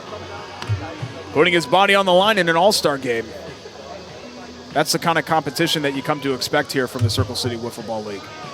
It's a good, in the recent news story we had come out, I think I described it as a good mix of competitive camaraderie out here. You're not immune to getting some trash talk, but we got some really elite athletes playing out here at the Dirtyard. Bases empty, 2 out. Here's Mitch Bias. Almost homered in his last at bat. Just kind of flipped his hands at it, but it got hung up in the wind. No really any wind to speak of right now. Flags are blowing it slightly, but certainly not as hard as they were around the 5 o'clock hour. He's going to get a lob pitch too. Now, just as a clarification, the batter does get the option to view a demo pitch first. Good piece. Gone. Bias. Very, very similar to that last flyout, Rudy, that you had mentioned. And this one, he didn't just get a piece of it, he got all of it. He corrected it, put it on a line rather than a lazy fly, and could have 2 home runs in the game, but instead adds an insurance run to put the lead at 2. Good swing from Bias. Great angle there. It was gone too. Right over the right center field wall, and that would have cleared the higher wall as you get more into center. A 7-5 lead now for the gray team. This is James Hayworth up. Former Hound turned Noodler. He was the one who had to come up against Buckman on the power-up earlier in the game where he was throwing full speed from 30 feet and was just waving at it. like he had a little wand in his hand. Ended up getting a hit, though. Ooh. Hit the outside edge of the board. Nice pitch from Werner. So if that hits any portion of the board, it's a strike, correct? Yes, the edge, the very top, the metal post on the bottom does not count, obviously. Oof. Which I think you just saw there. I yes, I spoke that into existence. So we've seen a string of solo home runs here after the chunk scoring in the early innings. But the offense that you mostly expect from these sorts of games, 12 combined runs so far in the 6th inning. Good pitch. And strike 3, and that's going to end the 6th. But a solo homer adds to Team Gray's lead, 7-5, as we switch to the 7th inning here on the ISC Sports Network. McCulling in time. Oh, no! It's good. This one is gone. There you go. Wow, Dustin makes a great catch. Spin, win, 3, bury it for Leland Walker. Tie the game they do with the dunk by Malik Edmonds. What a play. Oh, my goodness. I feel a little momentum starting to fall Ellen's way. Wrestler! Whoa! The Wall of Champions, in fact, we saw 2 banners hung today because, as we've mentioned, there was no 2020 Circle City Wiffeball All-Star Game. So both the Noodlers as well as the Moonshots got to have their banners raised, stapled, but semantics, right? So the last 2 champions of the Circle City Wiffeball League. But you see all of the champions that we've had in the, what is this now? This will be year 9 coming up? We just completed year 8? We just finished 8, coming on 9. Yeah, and I think the reason, I know it seems a little odd to do a double banner presentation, but we had intentions to get the Noodlers banner up for the season opening tournament back in May. But I think we had the wrong size banner shipped to us, and it looked a little wonky. So we're like, well, let's just wait till the All-Star Game. We'll make it a huge thing. And that's when we usually do our banner presentation at the All-Star Game anyway. But I love that you guys do banners and the jerseys. And again, been a theme of this broadcast, but everything top of the line here at the Dirtyard. And no, not an official sponsor, since you did mention the jerseys, but if he's watching, I want to give a big shout out to Trent Steffes of MNWA and HRL. He plays up in Minnesota in a wiffleball league, one of the more renowned wiffleball leagues, and he is a t-shirt designer, and he supplied us with our pink and gray all-star jerseys, and many of the teams, mine included, were provided by him as well. The Yackers, the short shorts, the Moonshots, they all had jerseys shipped in from the great state of Minnesota. So when you talk about hubs, obviously Indiana is one, not only with what you guys do here in Indianapolis, but it's very played at a very high level up in the region, South Bend, Elkhart, Mishawaka sort of area too. I guess Minnesota, another place where it's very prevalent. My brother lives in the Minneapolis-St. Paul area too, so I got to visit him last summer, and I got to see what HRL stands for Home Run League. And they play their leagues and every public park in Minnesota has ice hockey rinks. And so when it's in the summer, it's just grass. And in the winter, they fill it with water and make it ice. So they use those for their wiffle ball fields. And they've got 20 teams with an American League and a National League, essentially. So 20 total teams. Wow. And they get to meet each other for a World Series. And it went into October last year, and it was snowing up there. So they're diehards. Yeah, that's serious. Yeah. Wiffle ball in the snow, I can't say that I've ever done that. Oh, I mean, you're liable to snap a bat in half. If it gets cold enough, the thing turns into a popsicle. But the great thing about this sport is that really all you need is, $5 to run to the general store or pharmacy, and then a lawn chair. And then basically, and I guess some space. So an open grass field somewhere, and you can play wiffle ball. And that's why it's such a beloved sport. We used to do that with the lawn chair, and then we upgraded to a backstop and painted the box on. But I really like the system that you guys have here with the kind of just the stationary strike zone. Yeah, and that's a new addition just as of this year. Another invention kind of by Mike Speak and some guys that he knew custom welded the apparatus for us, and we can just pull it up out of the ground from a post and move it if we need to. Dalton Lewis is going to lead off this top of the 7th for the pink team. They're down 2. 7-5 to the gray team. Most improved player now pitching, Tyler Punt of the Pork Pistols. That's a lot of P's. No, 0-7. Punt, Pork Pistols. I know. Punt, Pork Pistols, most improved. So this guy, in previous years, he would just come out throwing absolute gas in his first couple outings, and then he'd be toast for the rest of the year. As I said, he's worked on a knuckle curve, and honestly, there's no reason for him to unload. He's one of the older players in the league. I think he's in his upper 30s.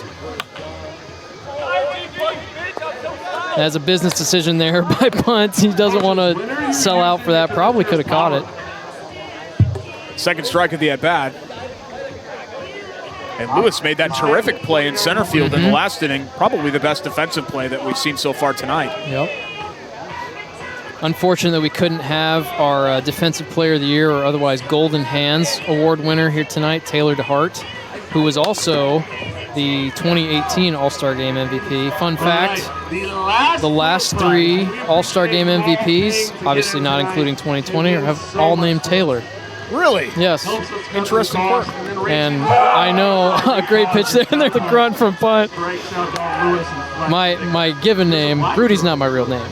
My given name is actually Taylor. Is it? Okay. I guess that makes a little more sense now. Yeah. So my rookie year, I hit a home run in the All-Star Game 2017, and then we had Joey Molinaro doing the game for us in 2019, and I hit another homer, and he picked me as the MVP. I was like, you didn't need to do that. But, so it doesn't look like we're going to have a guy named Taylor winning the MVP of this game.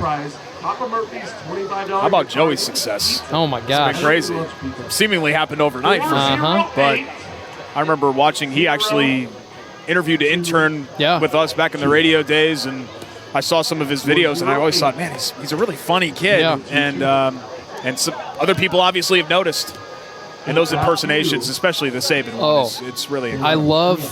I love how him and Ben Polizzi work off of each other. I love their podcast. Big swing with the big bat from Hopkins. And he missed. He's got a smile on his face. Teammates facing off once again. Love these matchups. Knuckle curve misses out. And the big bat, one of the power-ups for tonight, yes. correct? Thomas does have the booper. Now, did I hear that some leagues actually play with these full-time? The big bats? Yeah. Now, so when I was mentioning large barrel, it's really just like the baseball-sized barrel. Gotcha. I don't know of any bats that use like what they would call a fat bat in their regulation play. Ooh. Oh, good play by Bundy. And he got him. Second out of the inning. That was an all-pistols play. You had a pistol at bat, a pistol pitching, and a pistol making the play in the field. And, of course, with a beer in his hand. Hard hit, one hand. Beer in the left, Wiffle in the right. These guys are very talented at what they do, no question about that. 2 away quickly for Team Pink as they're starting to run out of outs here. Facing a game-long deficit. They trailed early 5-0, got to within 1 twice. They've been knocking on the door but haven't been able to get over the hump against the gray team as they trail now 7-5. Here's the affectionately known Simo out of Anderson again. Always got to plug my Ravens when I get the chance. He's a local product from Greenwood. Went to Greenwood High School. That's Connor Morris.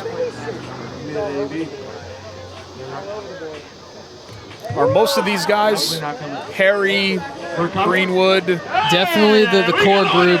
The Dudas, the Coy, Voris, House. A lot of those guys local.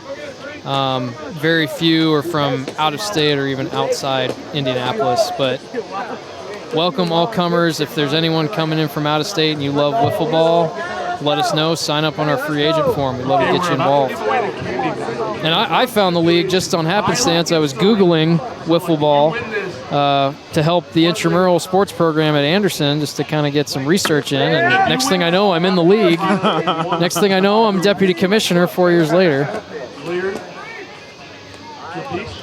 2 strikes here on Morris. Kind of surprised at the approach here. He hasn't really gotten much to hit, but there have been 2 strikes on the board. I know Morris is looking to feast on these slow pitches. He's going to get the lob pitch with 5 balls. He really did put on a show in that home run derby. He had streaks of 6 or 7 in a row. He can get hot with the best of them. And that's difficult because that's as many homers as you can hit in 1 minute. So it is rapid fire, and you become very winded from swinging that hard that quickly. Foul. Really good contact, but shot off foul into the night sky. And he had to do it for 4 rounds. He did the prelims. There it goes. Out of here. It's gone. Over the right field wall for Connor Morris. Another solo homer. And again, back to a 1-run deficit, 7-6. Not his most authoritative bomb of the evening, but still creeps over the short porch and right, a la Yankee Stadium. Only 4 feet shorter than in left, but I think it kind of translates. And that's what he did with the home run derby. I mean, he was just smashing him over the wall. He had permanent real estate in Doyle's tree over there, honestly. Doing Greg Doyle proud. This is Kade Luker, Rookie of the Year, former Ball State Cardinal. 484, 11 homers, and 20 Packers. There's some debate on whether they hit the board. I think it hit the GoPro behind. Our game director, Jordan Shue, confirms that it did hit the GoPro. They've got the audio back in the truck. Yep. We don't send it to New York. We send it to the backyard. That one hit the board. Luker, a teammate, a high school teammate of Dustin Dowden, LaPel High School. That's not too far from Anderson and AU up there, 69. Yep, that's go Bulldogs, little two-way school action. Good rip there. He's going to beat there. And bobbled in the outfield. So Team Pink in business after the solo shot from Morris. Luker reaches on a 2-out single. And the go-ahead run comes to the plate. Great team defense is committed to the 1 beer in hand strategy. It's paid off up until that point, I think. And now you got the tying run on base. And you wonder here as we get, starting to get in later innings, we get into the nitty-gritty, maybe you decide, yeah, you know what, little Bud Light spillage is actually okay. Yeah. I'm going to try to make this out here instead. You just try to make up for it with some of those power-ups late in the game, maybe the double the runs. I'd love to see how that comes into play in the 8th and 9th. In the right scenario. But again, we haven't seen a lot of base runners on it. It's been a lot of solo home runs, like you said. Oh, we got to keep an eye on Reed Werner. Oh, and they are using a power up here, it looks like. He's just throwing gas from the short mound. He's homered not once but twice, so I don't blame them for using the power up on him. Trying to get back in the dugout with 2 outs here. Punt's still got to hit the board. Ooh. Wouldn't that be a shame to use the power up and then you still walk him on 5 pitches? Yeah, got to make sure you hit that board and throw strikes. Because then you're staying on that same short mound, but you're throwing a lobbed pitch into him. Important one here. And he got it. Him. Is. That looks like that's strike 2. Strike. I'm sorry. Second strike of the count. And there's the grunt again. Swing and a miss. And the that punt will end grunt, the 7th inning. What a rebel yell. But Team Pink adds a run on the solo homer from Connor Morris. They make it a 7-6 game as we head to the bottom of the 7th on ISC Sports Network. Shot at the buzzer. She got it! Oh my goodness, what a shot! Hello! Did it again. Hello! Made the highlight reel again. That goes to Mentor and all kinds of room to run. Down the middle of the field, and he will not be touched. Jackson, hello! There we go. Stokes throws it, caught, ball ricochets. Wow. A huge hit. Wow. This has been an amazing display of goal scoring. Things tightening up here at the Dirtyard 7-6 in the Circle City Wiffleball All-Star Classic. Wifflin for Whitley alongside Rudy Lyon. I'm Derek Schultz. Thanks so much for joining us. You see Amerifence, proud sponsor of tonight's broadcast. They built that beautiful board out in right field and the home run fence supplied by Amerifence. They're Indiana's leader in fencing, in fact. Amerifence specializes in custom-built cedar fences, cedar decks, maintenance-free ornamental aluminum or steel fencing, vinyl fencing, vinyl and composite decks as well. They do it all. Amerifence, simply the best. As you notice, that yellow trim around that sign, that means that is in play. You hit that off a ball off the board, that could be a long single. One of the quirks of our field, honestly. Now, is that easy to tell? I'd imagine, the white ball hitting the yellow, that's a very narrow yellow strip there. Oh, well, I'm just saying if it hits the board, it's in play. Oh, if it hits the board at all. Okay. Yes, Okay. because that is considered part of the fence. So obviously you look at the field dimensions on screen. It's simple 4-foot-high fence until you get to center field, then it doubles to 8. But to kind of protect that short porch that we talked about, we have that added. And there's some green mesh fencing underneath it so balls don't sneak in. It's like I mistakenly thought you meant the yellow border on the side. I was thinking to myself, that'd be really hard to see. It's shocking. It's probably only been hit in game maybe 3 times in the 2 years it's been out there. So it's a rarity even for the lefties. But you still want to protect that short porch, so I get it, having a little bit of an obstruction there just to make it a little more challenging. And another unique quirk about this place. Ooh, fouled off by Junior. Got Cody House on the mound now. Mike Speak Jr. throws lefty, bats righty. Fans, we forgot to do this. Bit of a rare combination. He's the dribbler.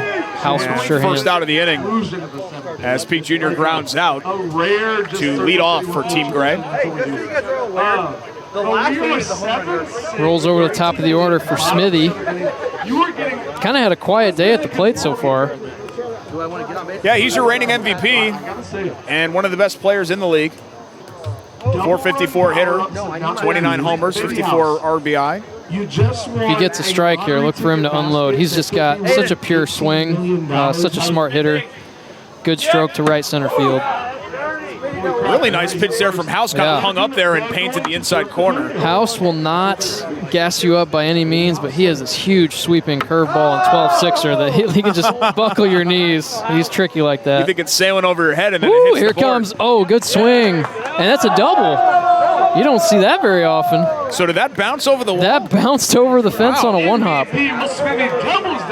I will say Smithy generates the most spin on a ball. Look at that. Zip. That's right wild. over. Yeah. Wow. He'll get a ton of either backspin or topspin on his hits, and he'll get the little squibber singles in front of the mound, or he'll do something like that where he's a rarity. So Smithy in scoring position as the one-out double puts him on second here in the bottom of the 7th. Great team looking for some insurance runs. They've been able to keep the pink team at bay. They've led throughout this contest tonight. But this is the 3rd time that the pink team has cut it to 1 run. I think in each ensuing inning, in fact, the great team has added on another run to push it back to 2. So we'll see if they're able to do that here with Dylan Jones. Knuckleball, right side. Oh, good play. Did he get him? He's safe, and Smithy's going to score. I think everybody's safe. Yep. He's out! Come on! Coy's going to debate with the umpire again, who's in that lawn chair like we were talking about earlier. Lawn chair umpires. Dylan Jones having a big night. He's had a 3-run home run. He's had an RBI double and now an RBI single here. I thought he was clearly safe at first. Ooh, I don't know. Well, I think he dropped. Did he drop the ball? Well, you can peg, remember? That's right. So it doesn't have to be held in possession. Let's look again here. It's a little hard to tell. Did he throw it? I thought, I think he's out. I guess it turns out Team Pink is it somewhat depends on how big the stomach is for Dylan Jones, and we don't have the angle for that. You got to suck it in when you're running cameras. the bases. Regardless, Jones is called safe, so that's a run-scoring single. And again, like I had mentioned, Gray team keeps adding on once Pink team threatens and cuts it to 1. So now back to being a 2-run game. Jones on first. And Bundy of the Pork Pistols at the plate, sporting an 8-6 lead. Jones is a triple short of the cycle, which assuredly would give him game MVP honors, I would think. I mean, he's in line for that anyway, especially if the Gray team holds on here with the night that he's had. Ooh. That's a great sound, but that ball went about 6 inches. Foul ball for a strike. And spun back. Belted That's a better sound. And that's going to be a base hit there for Bundy. Great team in business. Runners on first and second with 1 away as they look to add to their lead. You could call this a double play situation. Rarity to find a double play in wiffle ball, but it is possible. It's been done. Now, would you have to peg and then So to the pitcher on the mound, or how would a should have mentioned this on that play work? down the line. So if a peg occurs, the play is dead in that point, Gotcha. and the runner has to return to the previous base or the one that they reached by being past the halfway point. But you can get a conventional double play here. Say ball hit to the left side, they would have to shuffle it over to the right fielder covering second, and then all they would have to do is get it to the mound before. Gotcha. So it's a very bang, bang, quick play, but it just happened, I think, in the playoffs in the last couple of weeks. So to second and to the mound. Yep. With obviously a runner on first base and a ball hit in play. Okay, we have a power up here. Looks like using the double up. So if Gregory goes yard, this would be worth 6 runs. Wow. If he were even to get a single and score a run, that would get 2. Oh no. More antics from Coy and Hart. We'll see if somebody gets tossed here. He's out of here. Manager Coy has been tossed. You know, he has been mouthing off for most of this game, and finally enough was enough. You wouldn't know it, but Josh Hart, Keegan Coy, best of friends. But when it's between the white lines, all friendships are off. I'm only about 5'5", 5'6", and I'm assuming that Coy's maybe even smaller than me. I think he's probably 5'7", 5'8", but he has recently lost a lot of weight after, like I mentioned, those injuries and surgeries he's had. Just weight's been falling off him. He's said at the low point he was 30 pounds down. Oh, did he do it? No! Wow. A double play on the peg. Hit his foot? Oh, they're storming the field. What a play by Luker and left. Wow. Can we get a replay of that? And Coy, he should be not on the field right now.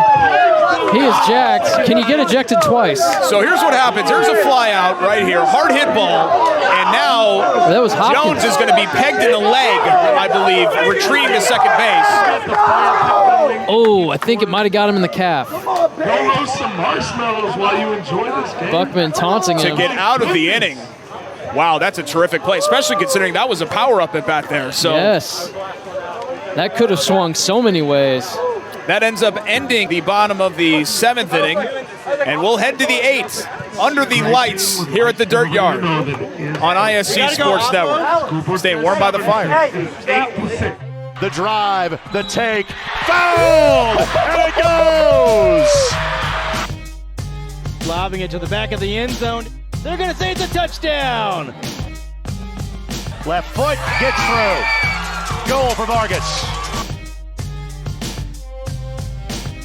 Hamilton will score!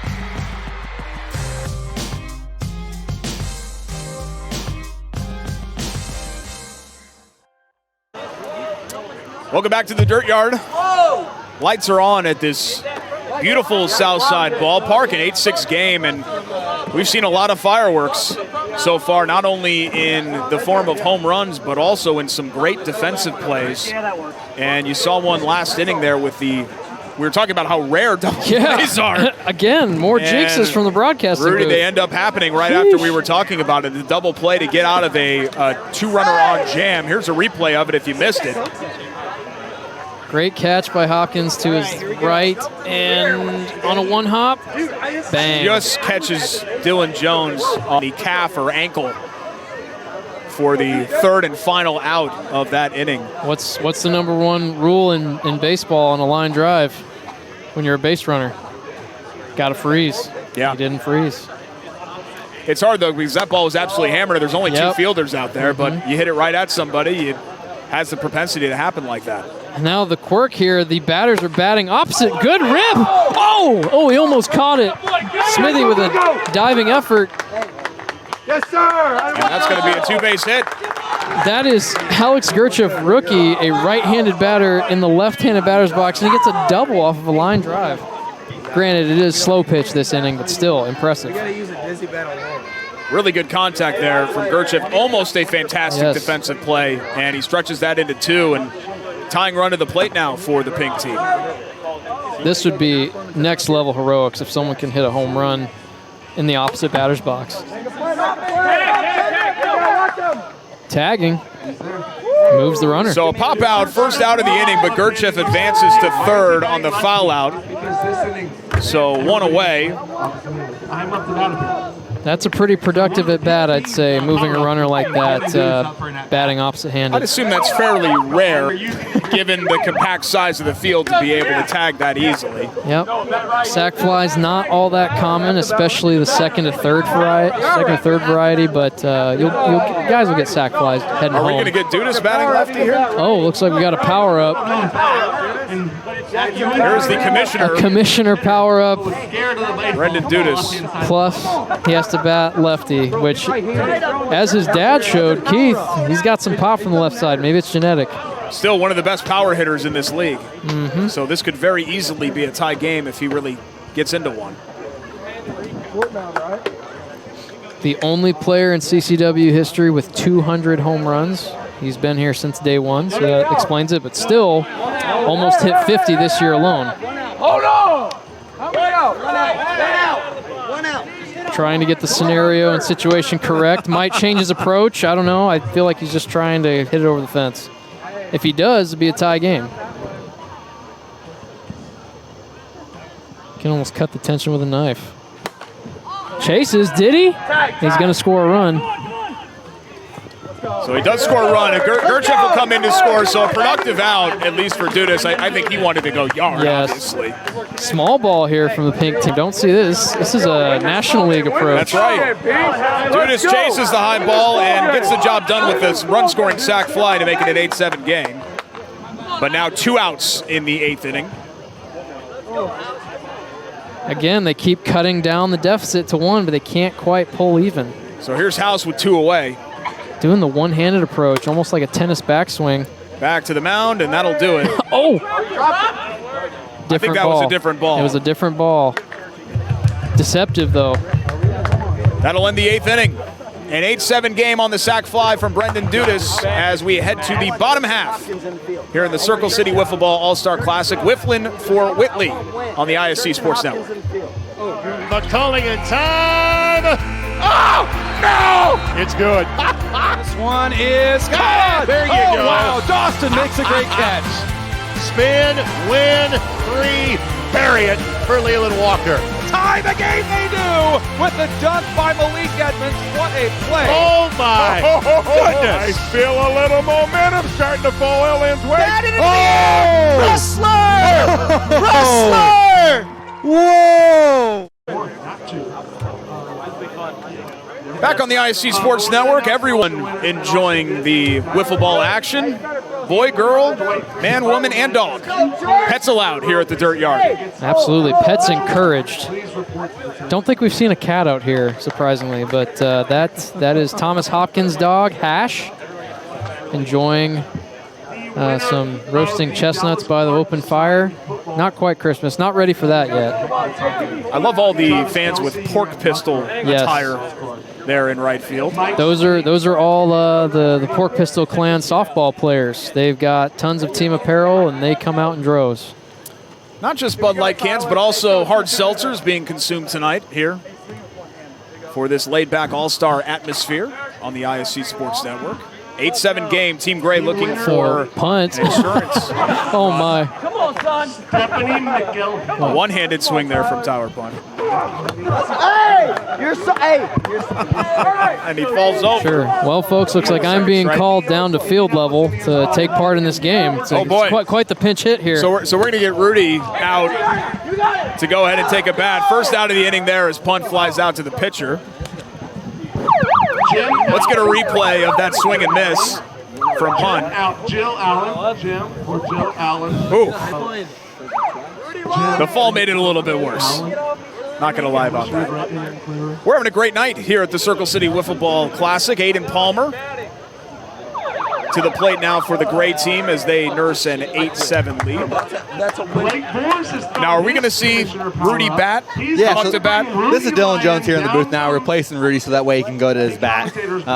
We are letting definitely our couple of our All-Stars, Rudy and Brendan, are definitely All-Star guys that do a lot here for us in the league. So we want to make sure they make an appearance here in the All-Star game. little odd inning to get it done. We're here in the opposite-handed inning. You know, it's not normal for a lot of guys. That's all right. Guys. Make it challenging. Yeah, I mean, both those guys are athletic guys, so it's a good inning for them. Probably an advantage to the pitchers, really. So we'll see what Rudy can do here. Now, nice game for you, Dylan. You had a 3-run home run earlier. Reached base, a couple of RBIs outside of that, but I actually wanted to talk real quick about that double play. Rudy was talking about how rare those are in your league, yet unfortunately you ended up being involved in one on the wrong side of one, if you will. Yeah, you know, they always say the ball doesn't lie here in baseball, wiffle ball. And I guess that's a fact that for me being out at first base earlier in the inning, the fact that I got hit by that ball one is one of those things that I think karma just kind of caught up to us. A sweeping swing and a miss there from Rudy. Now remember, he's batting opposite way. That makes good contact there. Unfortunately, hit it right at the pitcher for the second out of the inning. But good to see Rudy step in the batter's box and get that done. Now, will you be in line? I don't want you to jinx it, but if you guys hold on to this lead, will you be in line for game MVP honors? I'm hoping so. I mean, I'm 4 for 4 of the day with a home run. I would think that I'd be in line, so we'll see how the night goes. Still got a big home run derby, 9th inning that's going to be kind of a toss-up. Really, and since it's such a close game, I think either team could win this. So, I mean, hopefully great team pulls it out and I get MVP. I've never had one before, so hopefully we can make that work. Yeah, that's what's important to remember for our viewers at home. We've been talking about, you know, like hitting opposite-handed here in the 8th inning, running the bases backwards in the 4th. In the 9th inning, it's going to be one pitch only. So basically the completely different format. Only the difference is the entire opposing defense is in the field. So essentially, you've got to hit home runs. But Aiden Palmer strikes out to end the 8th inning. So last chance for Team Pink as we head to the 9th, and a quirky one-pitch at bat. We'll talk about it when we come back here on the ISC Sports Network. Shot at the buzzer. God! She got it! Oh my goodness, what a shot! Brady. Hello. Did it again. Hello. Made the highlight reel again. That goes to Mentor and all kinds of room to run. Down the middle of the field, and he will not be touched. Jackson, hello! There we go. Stokes throws it, caught, ball ricochets. Wow. A huge hit. Wow. This has been an amazing display of goal scoring. Back in the Dirtyard, 9th inning of the Circle City Wiffleball All-Star Classic. Wifflin for Whitley here on the ISC Sports Network alongside Deputy Commissioner Rudy Lyon. I'm Derek Schultz. Rudy, it's great to see you in the batter's box. I know, unfortunately, you had a bat lefty, but I thought you made good contact for whatever it's worth. I mean, that first swing after sitting down in the booth and commentating all day, that was a weird feeling for sure. It definitely was not loose, but hey, if I got on base, I'd be away from the booth longer, which I don't want to be away from. Our broadcast tonight brought to you by Arlen Communications. More than a decade ago, Dave Arlen founded Arlen Communications to connect people, companies, and organizations with clear and focused communications. Check out all of their services at arlencom.com. Also brought to you by, and you may see these, certainly if you're here at the Dirtyard, you'll see them, behind home plate, and then also in center field, we have our lifts out, thanks to our friends at McAllister Rentals. McAllister, McAllister.com for their rentals, and they've been a great partner of ours for all of the sporting events that we do, from wiffleball to beat ball to football to whatever it is. In fact, a week from tonight, we'll be talking, less than a week from tonight, 6 days from tonight, we'll be talking high school football here on the ISC Sports Network. So to reset, here's the 9th inning format. As you've seen, this has been somewhat of a regular wiffle ball / baseball kind of format with a couple of quirks in between. The opposing team, so in this case, the gray team, because the pink team is up to bat in the top half of the inning, is going to be in the field as defenders. Normally you only have 2 defenders. But the quirk is that each at bat is just one pitch. So this is essentially sort of like a home run derby, and with this being an 8-7 game, essentially it's anybody's game right now. Right. I mean, you look at the scoreboard. We've been talking about the game in Dyersville, Iowa, the Field of Dreams game. We have a chance to see the same score if we can get 2 runs from pink and a hold from gray, but it's going to be hard to score unless you're hitting a home run because of all the defenders in the field. So obviously the pink team needs at least 1 to extend this game as they trail 8-7. And they've been close. They've been knocking on the door, but they have not yet been even or outside of 0-0, of course, been even or had the lead. See if Dalton Lewis can change that. He's going to lead off this inning at the bottom of that pink team order. And that'll turn it over for Hopkins. If he can get on base, give Hopkins a chance to Plant One, who being a slow pitch softball player, he is apt to hit home runs off slow pitch. Thank you to people like Patty and Jeff New for coming out here early. Fouls it back into the board. So Senior on the bump doing slow pitch from the short mound. And again, it's a 1 strike at bat. So he fouled it into the board. That's strike 3. Brings up Hopkins. So already 1 out. Yep. So this inning could essentially be over. There it goes. That's going to tie things up. Over the LED board in left center field. Way out of here. We will see a bottom of the 9th. I almost, again, broadcaster's jinx. Maybe this time not so much a jinx, but spoke it into existence. Finally, the pink team draws even at 8-8. Not really caring what the other team thinks. Ball was smoked. Probably the deepest home run that we've seen tonight, especially considering the part of the ballpark. You see the 97 out there. That is one of the deepest parts of the Dirtyard. I think estimated exit velo at 103. 8-8. This ball game's tied. The ever-threatening Connor Morris again, and he does it too.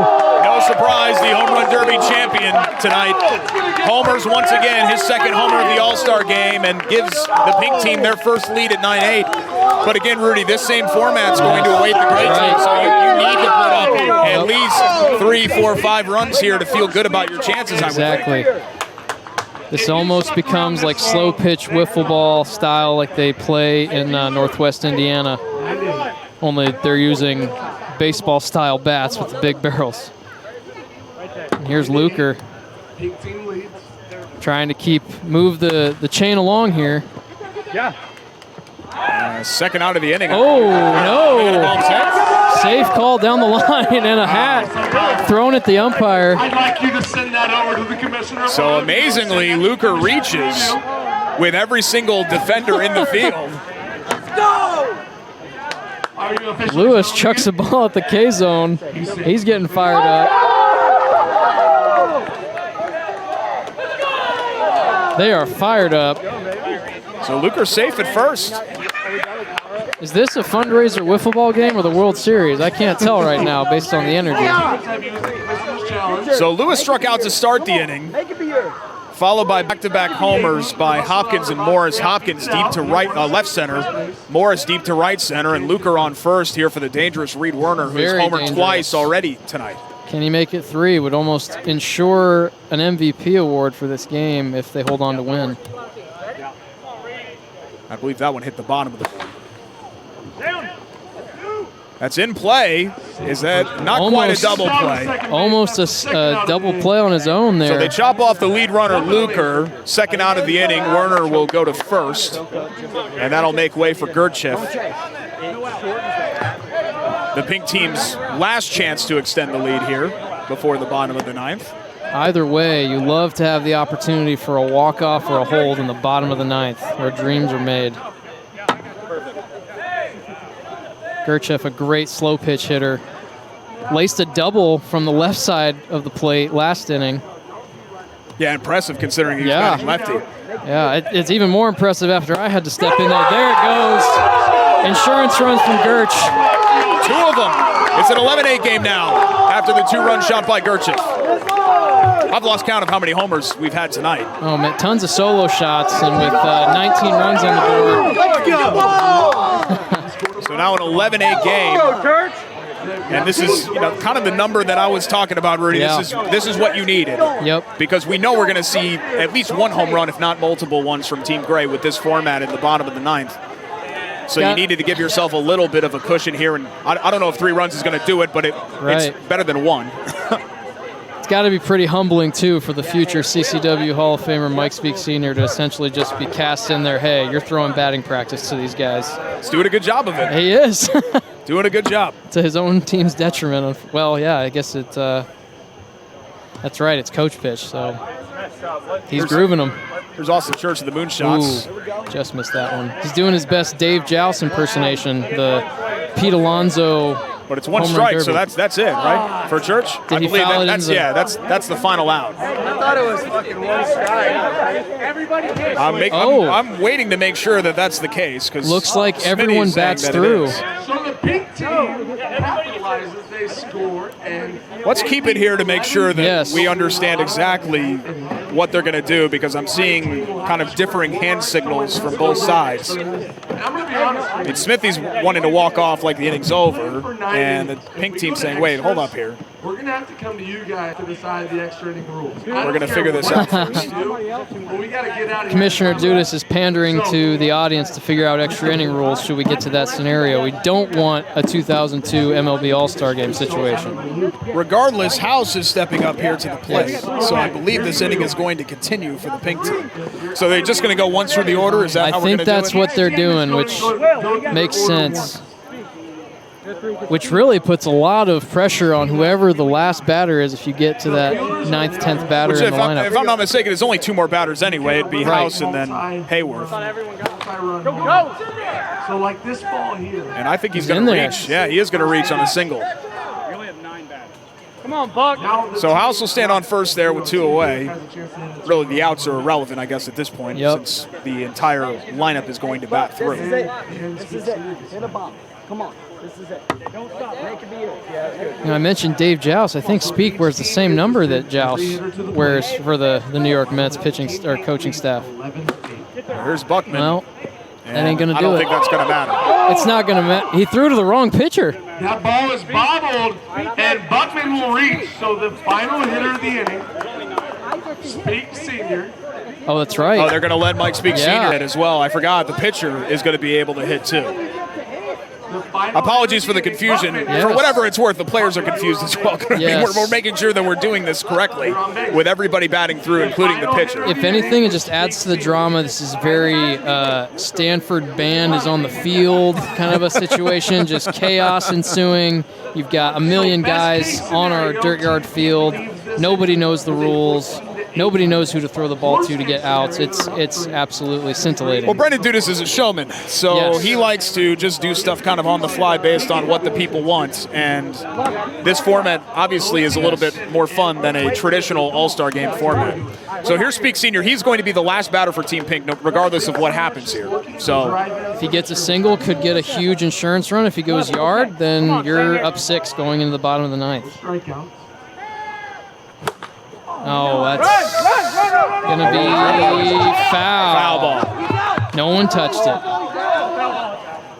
They're getting competitive. Since it's a foul ball, obviously it's a 1-strike at bat, so that's an out. I would have assumed, I guess I thought so foul Speak Senior balls. out because the format, again, I know, sorry. Clarification. Hey, we're 1 strike at bat, but still 4 runs for Team Pink. Yes, big inning there. I think 3 might not be enough. We'll see. But as you said, Dudas a showman. We're part WWE here. A lot of wrestling fans in Dirtyard, so we love the entertainment factor and the competition. We'll ring the bell one more time, I guess, unless we have extra innings, as we head to the bottom of the 9th inning. It is an 11-8 game with the great team coming to bat here on the ISC Sports Network. The best video on the internet is not the guy of the last week or so. It's the surfing bulldog. Expecto Patronum, like, Harry Potter. Everybody knows what I'm talking about at home. I'm not confused. 12. You are one of the most disgusting people I've ever met. You asked. You open up the door. Squeaky. Colts quarterback room is kind of like picking your favorite Ernest movie. They're all pretty bad. You have Did you actually see any of those? You have to go. I really was a big Ernest fan. Yeah. No way. Ernest fan. Ernest Goes to Camp was my favorite. Back in the Dirtyard, bottom of the 9th. Put up or shut up time for Team Gray. They've led throughout up until obviously the bottom of the 8th inning with that format and 4 runs scored by the Pink team. Manager Voris, coach pitching to Dustin Dowden. Again, you don't take strikes. You have to swing at it. It's a 1-strike at bat. So if it's foul, you're out. Being patient. So a true home run derby format. Essentially, you have to swing to create an out. Out or a hit, if you will. Taking some strikes down the middle, getting some heckling. I think they're booing him because of the Yankees fan, mostly. I don't blame them. Yep. Oh, he just that one missed just got way too high up into the air, and it's going to be the first out of the inning. And a big one for Team Pink. Yep. 9 more when you We'll say Dowden has struggled a little bit on slow pitch this year. Still double-digit home runs, but kind of slumped in the back half. It's not always easy because it does mess with your timing. It's an adjustment. It really is. And we modified the rules this year to help our hitters adjust more. but last year it wasn't as offensively effective as we thought. Oh, good piece of hitting. Bias. Oh! And that's going to be a single. So he is going to reach. That's just a simple hit it where they ain't approach from Bias. He'll do that. He'll slap to the left side, even with a guy on left side of the field playing defense. Just over the head of the fielder. It's Bias, the manager of the year for the Outlaws. Had a nice game tonight. Hayworth not known for his pop, but he can sneak one down the line for a homer. But I bet if any, see how they're playing him, the shift. Oh, he goes down. 1 out away. Wow, and can you imagine if the pink team does this without giving up a single run? I would have to take part of the blame for this loss. I am technically on the gray team, and I'm 0 for 1 in the game. Junior looking for some late fireworks here. Well, the good news is that they're batting throughout the lineup, I guess, so the outs are really not relevant. I guess I should keep forgetting that as well. Getting trapped on that. Up the middle. Oh. So he's out at second base, So they chopped off the lead runner. Yep. But still, 4 batters, no runs. No ball has even been close to being elevated to get out of the park. And that's the name of the game here is really home runs. I mean, it's soft toss. Smithy definitely can do that. They're going to need a big hit here to chop into this 3-run deficit. And that's what he's looking to do. Followed by Dylan Jones, who's had a big night. Perfect 4 for 4. That top spin. No, it's down. Oh. He's out at second. So again, we're 5 batters in, 4 batters to go, and still not a single run has been scored by the gray team. Misread on the base running there by Speak. I feel like with the ball in play over there, you have to be at least halfway. Tagging up doesn't mean anything in that scenario. We're good there. Jones looking to stay hot. He can definitely go yard. Jones 4 for 4 tonight and was in line to win game MVP honors when the great team had the lead, but now that may change. There it goes. A no-doubter. See you later. Deep into the Indianapolis night, headed towards a one-run game again. Indianapolis. 11-10. And we are, I believe, 6 batters in. So 3 batters to go for Team Gray. And they need to make up at least 1 run to send this into extras, if not 2. Look at the beauty of that swing. If your apartment is in downtown Indy or on Mass Ave, be looking for that ball coming near your window. That's gorgeous. Just a beautiful swing by Dylan Jones. 3-run home run to lead off the scoring, and then a 2-run home run there. Bundy, a huge home run threat as well. I guess you have 4 batters left because Bundy, Gregory, Punt, Palmer would be the 4. That one hit in play, but it's going to be an That's a huge out for Pink. We're down 1. Big miss for Gray right there on the lethal home run hitter Bundy, and he knows it. Just complete dejection on his face. But Tyler Gregory is a home run threat as well. I mean, we're talking about the 2-3 for batters in this great team lineup. Hit 20 bombs for the Moonshots this year en route to a 410 season. One of only 5 players to hit 20 homers this season, I believe. Oh, he's under it and he's out. That's a bummer. Held off. So Bundy and Gregory go down unspectacularly. And now just 2 batters away, 2 batters left for the gray team, and only 2 runs to show for it through their first 8. And we've got Punt and Palmer, and all the pressure will be on Palmer here regardless. It's either going to be extras or a win. Yeah. That one hit into play. Oh my goodness, it's down to this. He's got to go yard to force extras. Drama defined here at the Dirtyard. This is incredible. Team Gray has led throughout until the 9th inning, and in this format, you had 4 runs scored by the pink team to rally from an 8-7 deficit to make it 11-7. 11-8, excuse me. Voris will get to hit as well. He's the manager. Keegan's injured. If Keegan wants to hit, so be it. Blake and Keith have not hit yet, and they are wearing gray jerseys. Oh, Keith Dudas in the lineup. The Commissioner's Award winner, Keith. Yes, he will get a chance to hit. Okay, so maybe we're going to have at least one more batter after Aiden Palmer, but still a lot of pressure. More twists and turns. than a classic novel. Oh, he got it too high, I think. Oh, it's going to be in the fans. Well, they're celebrating. That's it. And so they're not going to bat. Okay. Pandemonium for Pink.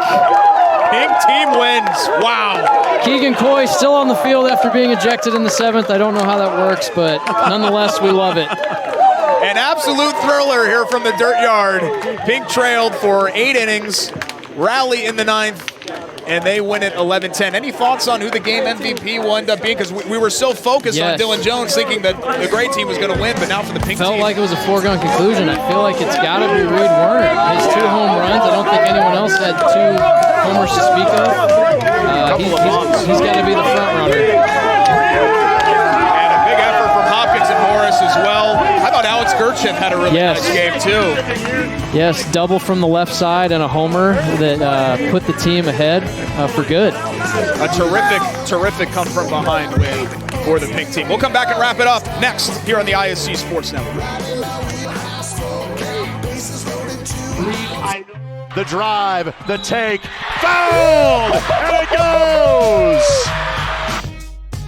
Lobbing it to the back of the end zone. They're going to say it's a touchdown.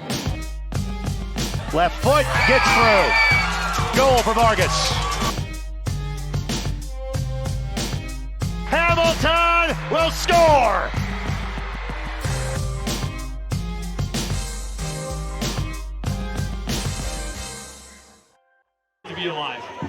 Back for a final time at the Dirtyard tonight. The Pink team come from behind 11-10 win over the Gray team in a thriller here at the Circle City Wiffeball All-Star Classic.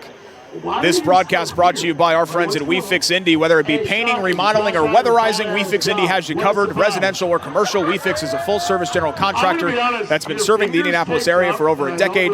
Get a free consultation for your project at WeFixIndy.com. Alongside Rudy Lyon, I'm Derek Schultz. And Rudy, this was a lot of fun to experience the Dirtyard in all of its glory for the first time. And you got to bat in this game and just kind of see this collection of fans and the roar of the crowd and the thrilling victory. Kind of what's it mean to you to see now in the year 2021, especially after a 2-year absence, not having this event in 2020, the growth not only of the Circle City Wiffleball League, but just of this event in general and the fundraising cause that it brings? Yeah, it's really mind-blowing, and obviously we're very thankful again after the 2-year hiatus to have us back. We said it before the game that this is the best night of the year, the night that every player in the league looks forward to, but to have 100, 200, 300 people here watching the game, a game of wiffle ball, grown men playing a child's game, it means so much to us to have that support to kind of put us on this stage to wrap up our season altogether. One last time, just to plug Circle City Wiffleball, on TikTok, Circle City Wiffle YouTube, Circle City Wiff, I believe it just is, on Twitter, Circle City Wiffle on Instagram. To learn more about this league on the south side, it's a lot of fun at this event every year. And we want to mention as well, DIPG.org, the event that we're all here for, to raise money for, and you guys have raised over 10 grand. That's not counting what happened tonight in the years of this event for that great cause. So if you want to make a donation, DIPG.org. Rudy, thanks again for joining me in the broadcast. Really appreciate it. Thanks to our tremendous crew as well at ISC Sports Network for making this event possible. For everyone here at the Dirtyard, Team Pink wins it, 11-10. My name's Derek Schultz. I hope you enjoyed it. Thanks so much for tuning in and watching us here on the ISC Sports Network.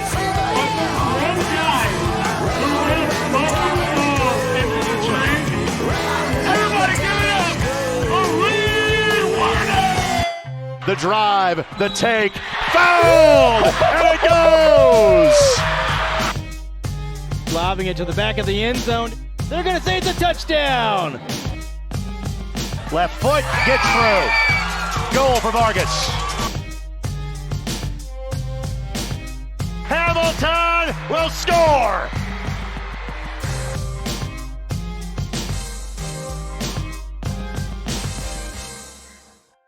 The best video on the internet is not the guy of the last week or so. It's the surfing bulldog. Expecto Patronum, like, Harry Potter. Everybody knows what I'm talking about at home. I'm not confused. 12. You are one of the most disgusting people I've ever met. You asked. You open up the door. Squeaky. Colts quarterback room is kind of like picking your favorite Ernest movie. They're all pretty bad. You have Did you actually see any of those? You have to go. I really was a big Ernest. Yeah. No way. Ernest fan. Ernest Goes to Camp was my favorite. McCullingham time. Oh, no! It's good. This one is caught. There you go. go. Wow, Dustin makes a great catch. Spin, win, 3, bury it for Leland Walker. Tie the game they do with the dunk by Malik Edmonds. What a play. Oh, my I goodness. feel a little momentum starting to fall Ellen's way. Wrestler! Wrestler! Whoa! Your life is on the go. Now your viewing habits can be on the go. With the ISC Sports Network app, your team is at your fingertips. You can download years worth of content from the ISC Sports Network library. High school, college, special events, weekly and monthly shows, wherever you find your favorite app. And you can always find out more information at iscsportsnetwork.com.